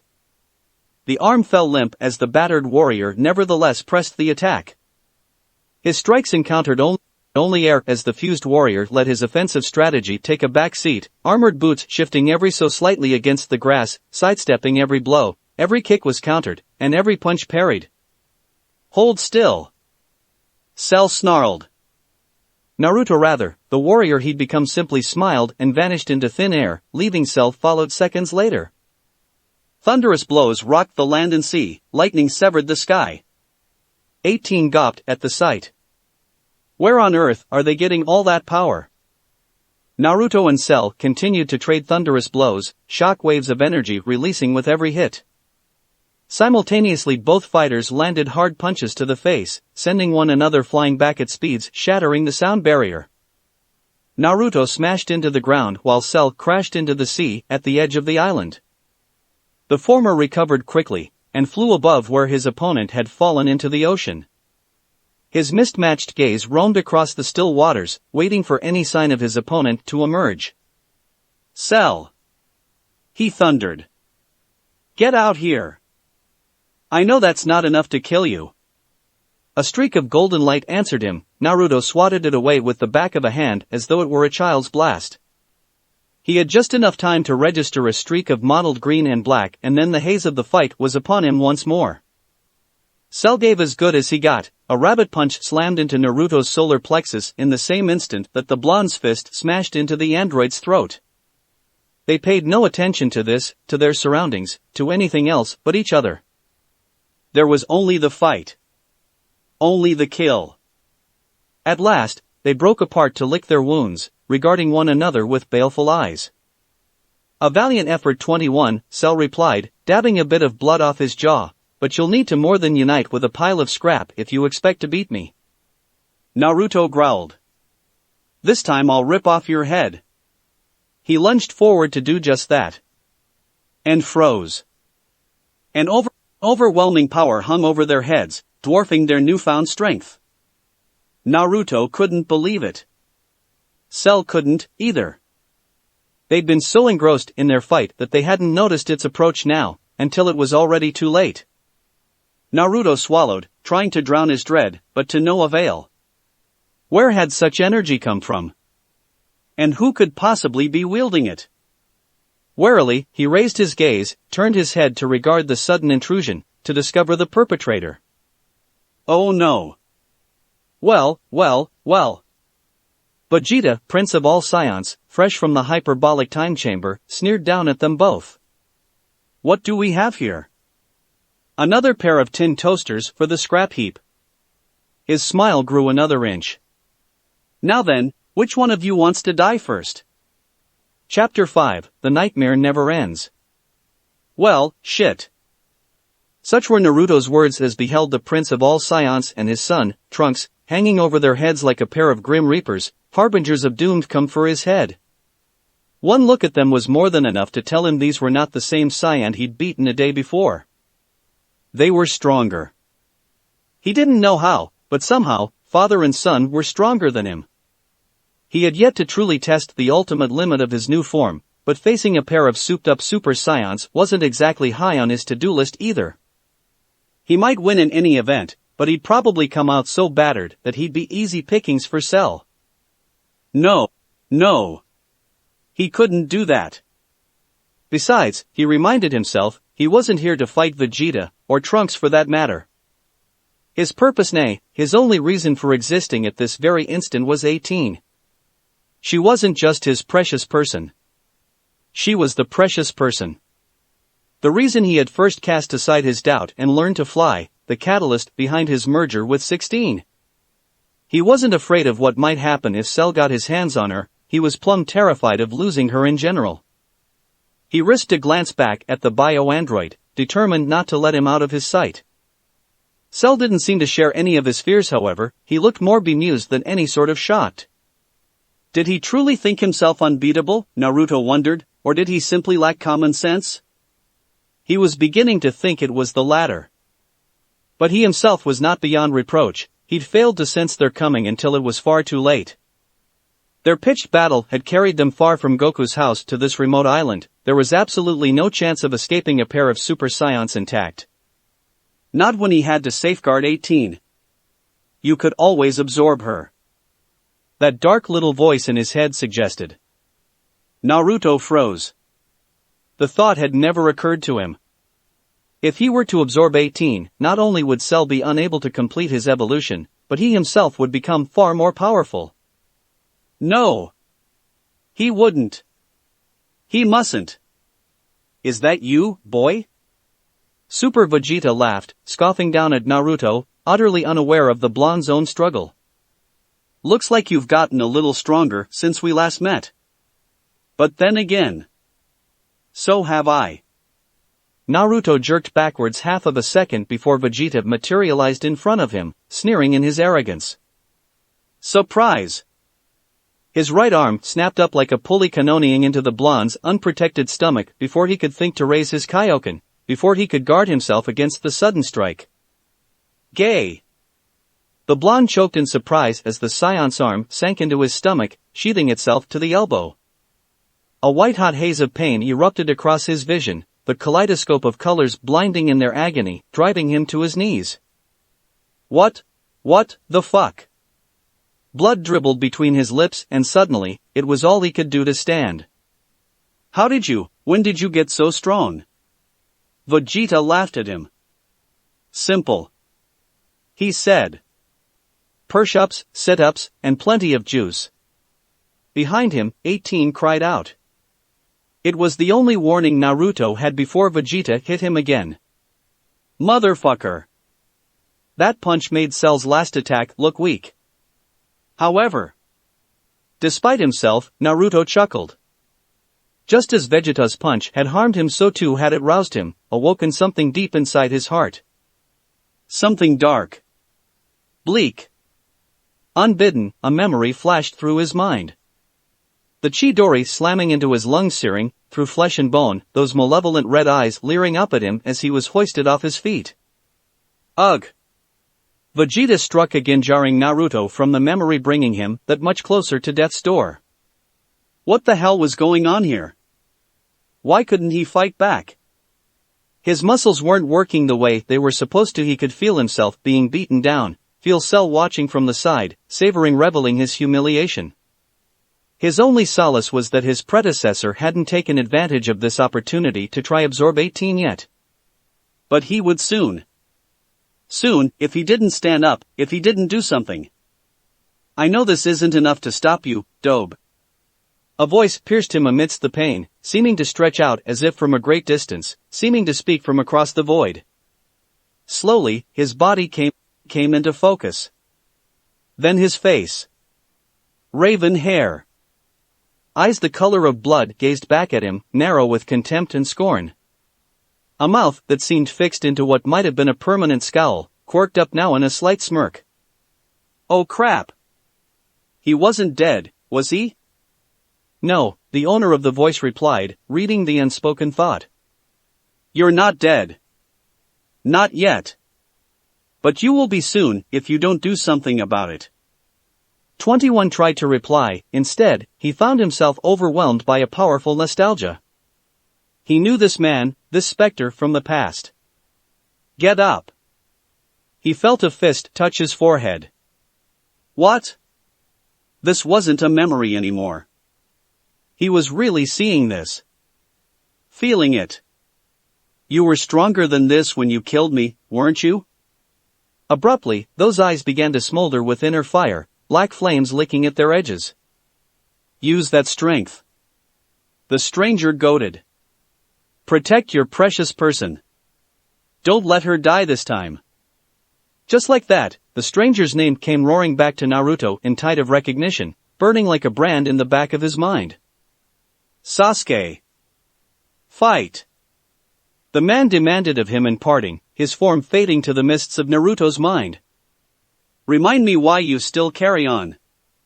His body jerked back to life with a snarl, fingers fisting around Vegeta's wrists, flooded with power. The proud scion must have sensed it, because his eyes widened, a split second before Naruto latched onto him, holding tight onto his arms for all he was worth. A slight scowl twisted the prince's face when he realized he couldn't break free. Despite his best efforts, he was trapped. Had Naruto been able to see his own face, he would have noticed his eyes had changed, mismatched irises were morphing into a golden, honeyed yellow, pupils inverted, lids dusted the faintest shade of orange. Sage mode. Hey, Vegeta. He grinned. What do you get when you put a prince through a grinder? What? Naruto chuckled, it was a deep, throaty sound. No. Piccolo shouted, realizing what the merged cyborg meant to do. There was way too much energy surging through him. He erupted into the air, even as the android's entire body became burnished with streams of sinister scarlet. The fool! He'd destroy them all. Vegeta grimaced, renewing all attempts to extricate himself from Naruto's grasp, to no avail. The hell? Let's find out. Naruto flung both hands forward, blasting the prince from his feet with a blast of ki that 18 could only call monstrous. There was no other word for the sudden surge of blinding crimson light that swept the proud off the ground and into the air. Before long he was little more than a speck on the horizon, growing more and more distant, with each passing second. Naruto watched him blast off, chest heaving from the exertion. 1 down, 2 to go. Piccolo was in awe. He no longer knew whether to consider the blonde enemy or ally, he was clearly many times stronger than him. After all, he'd just made mincemeat of Vegeta.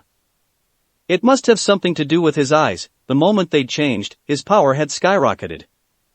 Unaware of the Namekian, Naruto threw back his head and howled. I made a promise. He shouted at the top of his lungs. I swore that I wouldn't let anyone touch her. Snarling, he rounded on Cell. And that means you. Boy, Cell slowly began, do you really think you can dash? Those were his last words. Enraged, Naruto flung his arm up towards the bio-android's dumb-faced expression. Cell's head exploded immediately in a shower of viscous purple fluid, his body remaining upright for a few seconds before falling onto the ground in a nerveless, quivering heap. 18 yelped in surprise, alarmed to find bits of gore spattering her cheeks. Had he done it, then? Was the monster truly dead this time? Or had he only delayed the inevitable? Would Cell rise from the grave once more? Naruto said nothing. Instead, he leered down at the corpse a moment longer, also wondering whether it would get up and attack again. It did have Piccolo's cells after all. Then he lashed out, driving a boot into the beast's belly, launching it from Thet Island and into the water. He watched Cell sink and raised a hand silently, savoring in victory. A blast of crimson ki burst from his splayed fingers, causing the water to erupt in a furious explosion, one after the other, showering them with moisture. Dead or not, this placed the annoying android out of the fight for a few moments at the very least. Now if he could just get 18 out of here before Vegeta came back. Android. Fuck. Naruto managed a half-turn before he saw Vegeta hurtling towards him across the horizon, before the prince's knuckles rammed into his throat. Damn it. He just couldn't seem to catch a break today. Baffled, he swung his hand around in a circular parry and succeeded in nudging Vegeta's arm just enough that the next shot didn't punch straight through his head.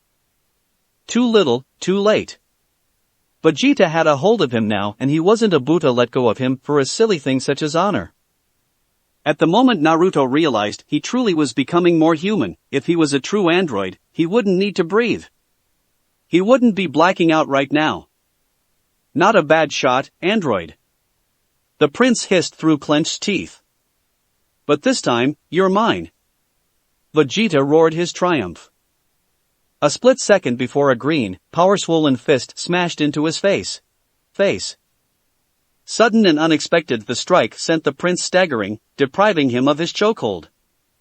He didn't appear to be injured. If anything, Vegeta was pleased. He finally had a chance to test his true powers. HRMPH. It seems Cell's a little bit stronger than I thought, he mused, dabbing a bit of blood from his lips. Likewise, Naruto bristled at the sight of his savior. Cell? As he'd secretly suspected, the android was still alive. Despite having his head blown off, Cell'd simply grown a new one, proving once more his rapid regeneration.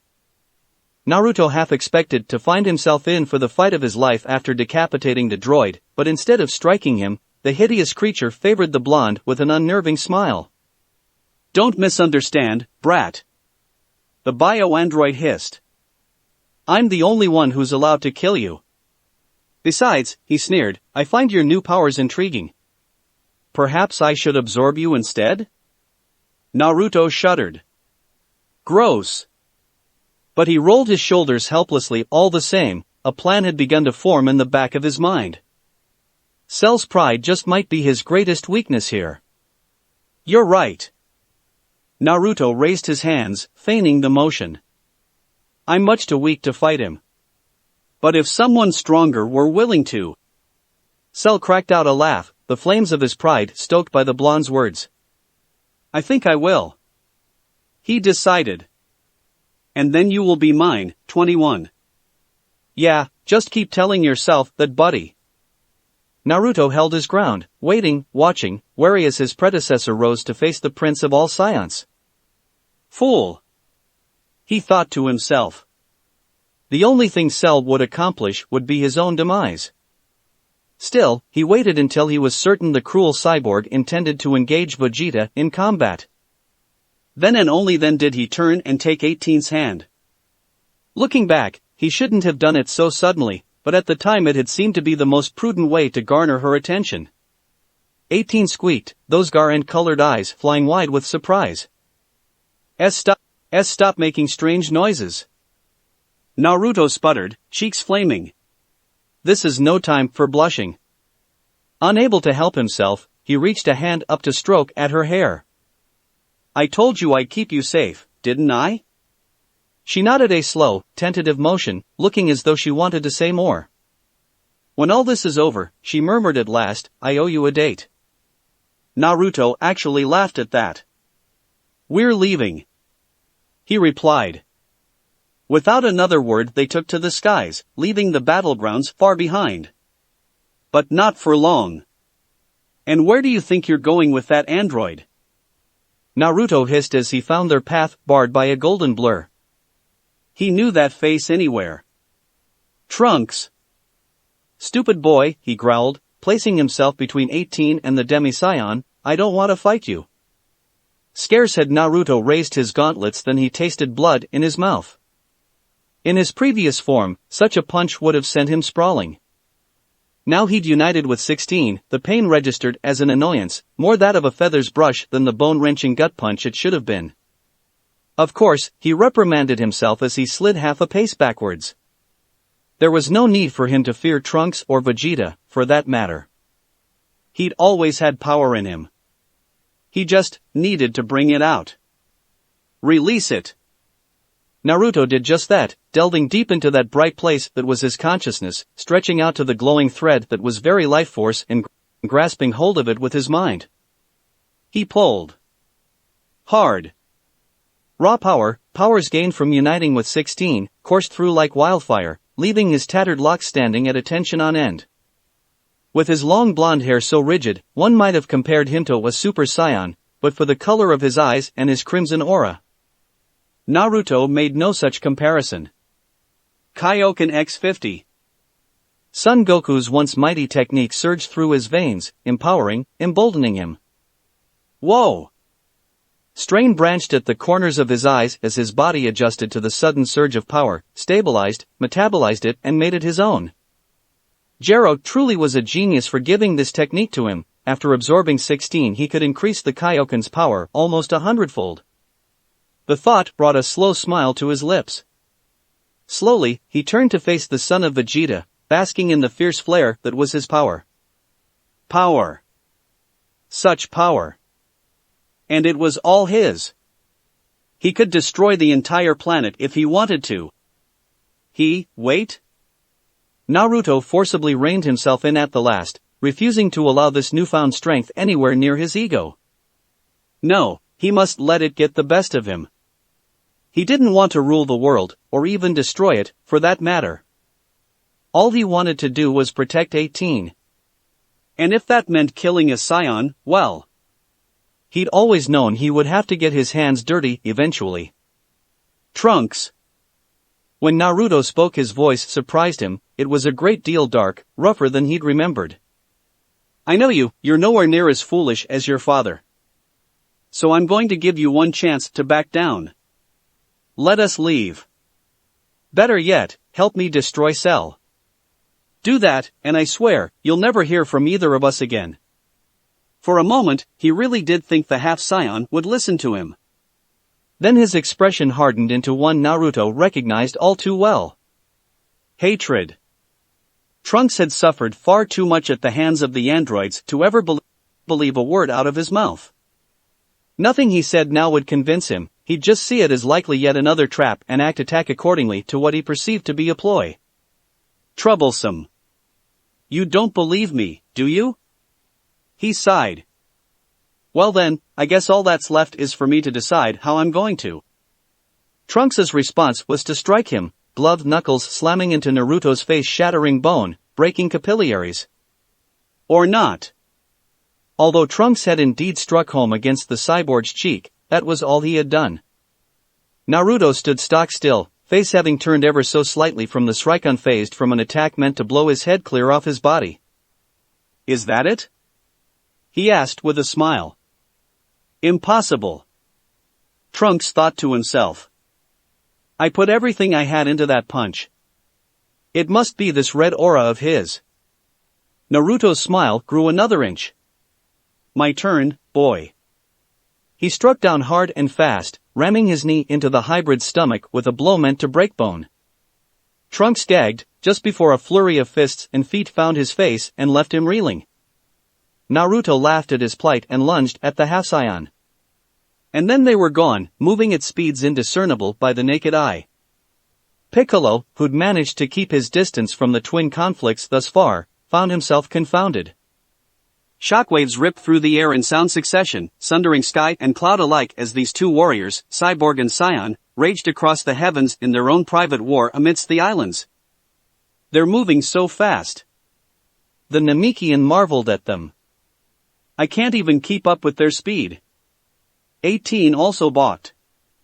Where was Naruto getting all this power? He kept saying he wanted to protect her. Was that what drove him to such lengths? For her sake? Idiot. She definitely owed him a date when this was all over. Maybe more. It never even occurred to her to pay attention to Vegeta's fight with Cell, to think that the bio-android knew the prince's greatest weakness. So ensorcelled was she by their battle that she failed to notice the shadow creeping up behind her, didn't realize that Vegeta had just made a deal with the devil in order to find himself a better fight. Lacking the energy-sensing abilities of her counterpart, 18 never realized her own peril until it was too late. Much too late. Naruto battled back against Trunks with gusto, hammering down on him with his larger size and superior speed. For once, he actually found himself grateful to Dr. Gero. If the Kaioken hadn't been inputted into his mind, he wouldn't be able to take this opponent apart so swiftly. And he was enjoying it. What better way to humiliate Vegeta than to beat down on his son? His design was truly superior. The longer their battle raged, the stronger he became. Soon enough Trunks found himself on the defensive, unable to ward off the many blows as they rained down on his head. Now that Naruto was wielding Sage Mode and Kaioken in tandem, he was a veritable force of nature, and one to be reckoned with at that. Now it was time to end this. A blast of ki ripped the Scion from the sky and flung him to the rocky soil below, driving his body beneath the craggy surface like a splinter. What's wrong? He found himself laughing as smashed Trunks into the earth, towering over the boy's battered form. I thought you were going to destroy me. He reached down for him. The battered brat who dared to stand in the way of their escape, seized him by the collar. His free hand opened, fingers splayed wide. Say goodnight, boy. Naruto. 18 screamed, jerked him back to the present. Naruto whipped around, ice water in his veins. His last sight of 18 was that of her terrified visage, her cobalt blue eyes growing wide and large as Cell's tail ruthlessly descended upon her and snared her from head to knee. Her legs kicked desperately against the air, struggling to find perches where none was to be found. No. Time seemed to slow as he flung himself away from Trunks, turning his back on the defeated Scion in a desperate attempt to reach his beloved in time. No. Even for all his speed, he almost wasn't fast enough. By the time he reached Cell, 18 was almost completely gone, but not entirely. His fingers closed around her feet with furious strength, the Kaioken bunching in and out of his muscles, lending him more strength than ever before. Spitting and swearing, he began to pull. Yes. Inch by inch he drew her back from oblivion, denying Cell his perfection. He could see her waist now as he struggled against Gero's creature, then her stomach. The massive monster roared an unintelligible curse and struck out at him, but to no avail. Naruto was stronger now, he no longer felt Cell's blows. He just needed a few more seconds to free 18. Wham! Vegeta came out of nowhere to strike him from behind, a crippling blow that nearly shattered his spine. Pain crackled up and down his back, driving him to the ground, denying him his grip. He tried to hold on, he really truly did, but the agony was everywhere, denying him the strength he needed to stop Cell from absorbing 18. Naruto screamed. It was a raw, hoarse sound. A cry of loss and sorrow, unmitigated ire and exasperation, and above all powerlessness. He was forced to watch as Cell tirelessly sucked 18 back into his tail, the lump that was her body traveling down to his back. Stop it! He howled. Give her back! Stop your wailing, android! Vegeta snapped, stalking past him. You can have your bot back once I've finished with Cell. Damn you, Vegeta! Piccolo swore from above, watching the transformation begin. You've doomed us all. Doomed. Naruto lay there, forced to watch as the green dome of energy that was Cell's transformation continued to spread, laying waste to the island. 18. His poor, precious 18. She was gone now. He'd watched her die. He couldn't do that. He couldn't watch anymore. Couldn't let anyone else die because of him. I can feel it slipping. Something snapped. He could feel the last thread of his sanity stretching. His nerves were pulled like violin strings, knobbed to their tightest. Slowly, the strings drew close to shearing. Surely, they began to snap. He had to get away now, immediately, flee before he lost all control, before this monster inside of him awoke. He had to. But his body wasn't listening. He was angry. So damnably angry.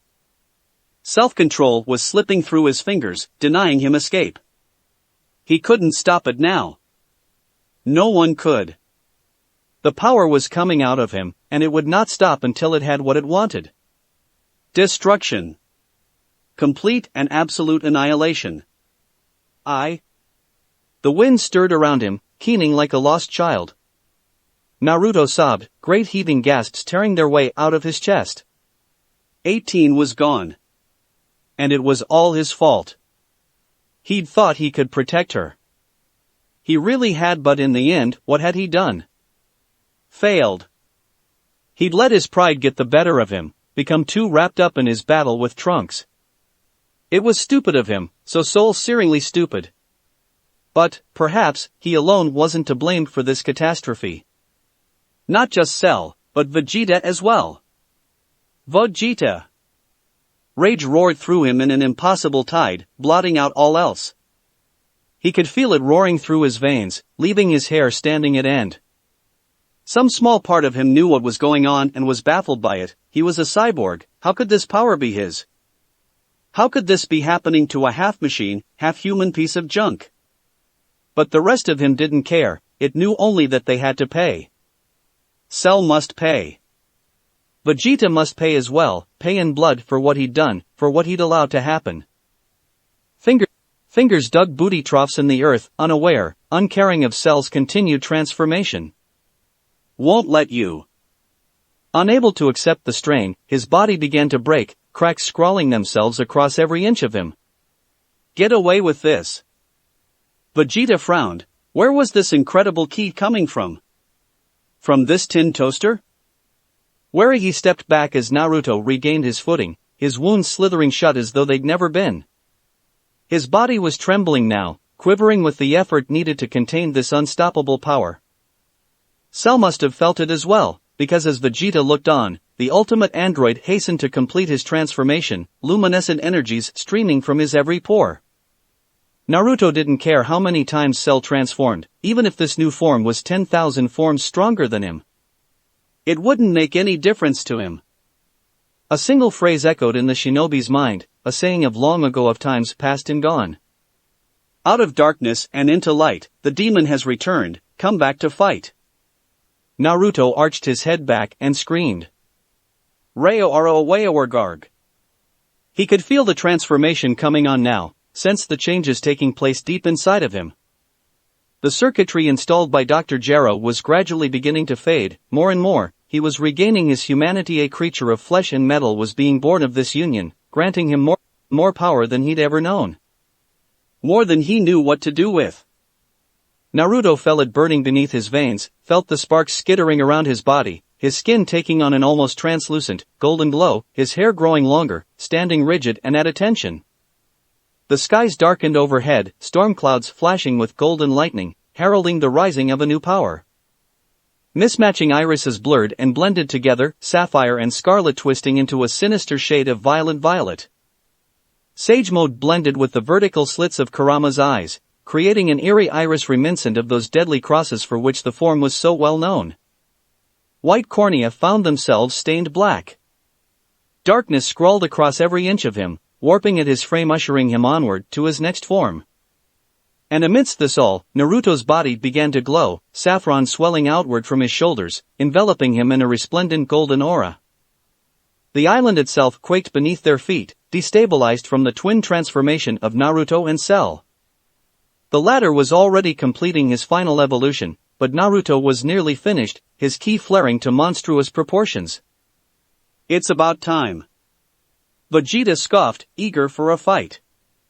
Maybe I'll finally get a decent warm-up out of this after all. Slowly the light around the androids dimmed. Naruto and Cell stood separate, but whereas the latter stood silent, the former had eyes only for the Prince of all Science. Well now, said Prince sneered. Are you angry because you lost your little friend? Funny. I didn't think machines could feel love. I did love her. Naruto replied. But now, I am death. I am the answer to all living things that cry out for vengeance. I am the sword of hatred, the darkness that smothers all. I am despair. Ally to 18. Nightmare to you. No longer am I known as Android 21. I am Super 21. Earth and air ruptured at his declaration, the black thunderclouds evaporating beneath his defiant shout. A few yards away, the now complete Cell offered a slight smile, his pale face taut with amusement. 21's ki has increased significantly. He noted to himself. Perhaps I can test my complete power on him once he's finished Vegeta. The irony was not lost on him, now that he'd united with 18, his power was nearly unmatched. He would enjoy this little battle immensely.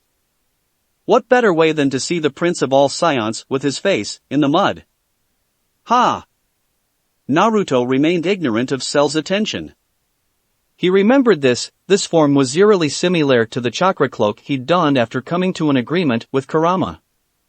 His powers seemed to stretch on without end, an endless well of energy and strength into which he could delve at a moment's notice. All this was without the Kaioken.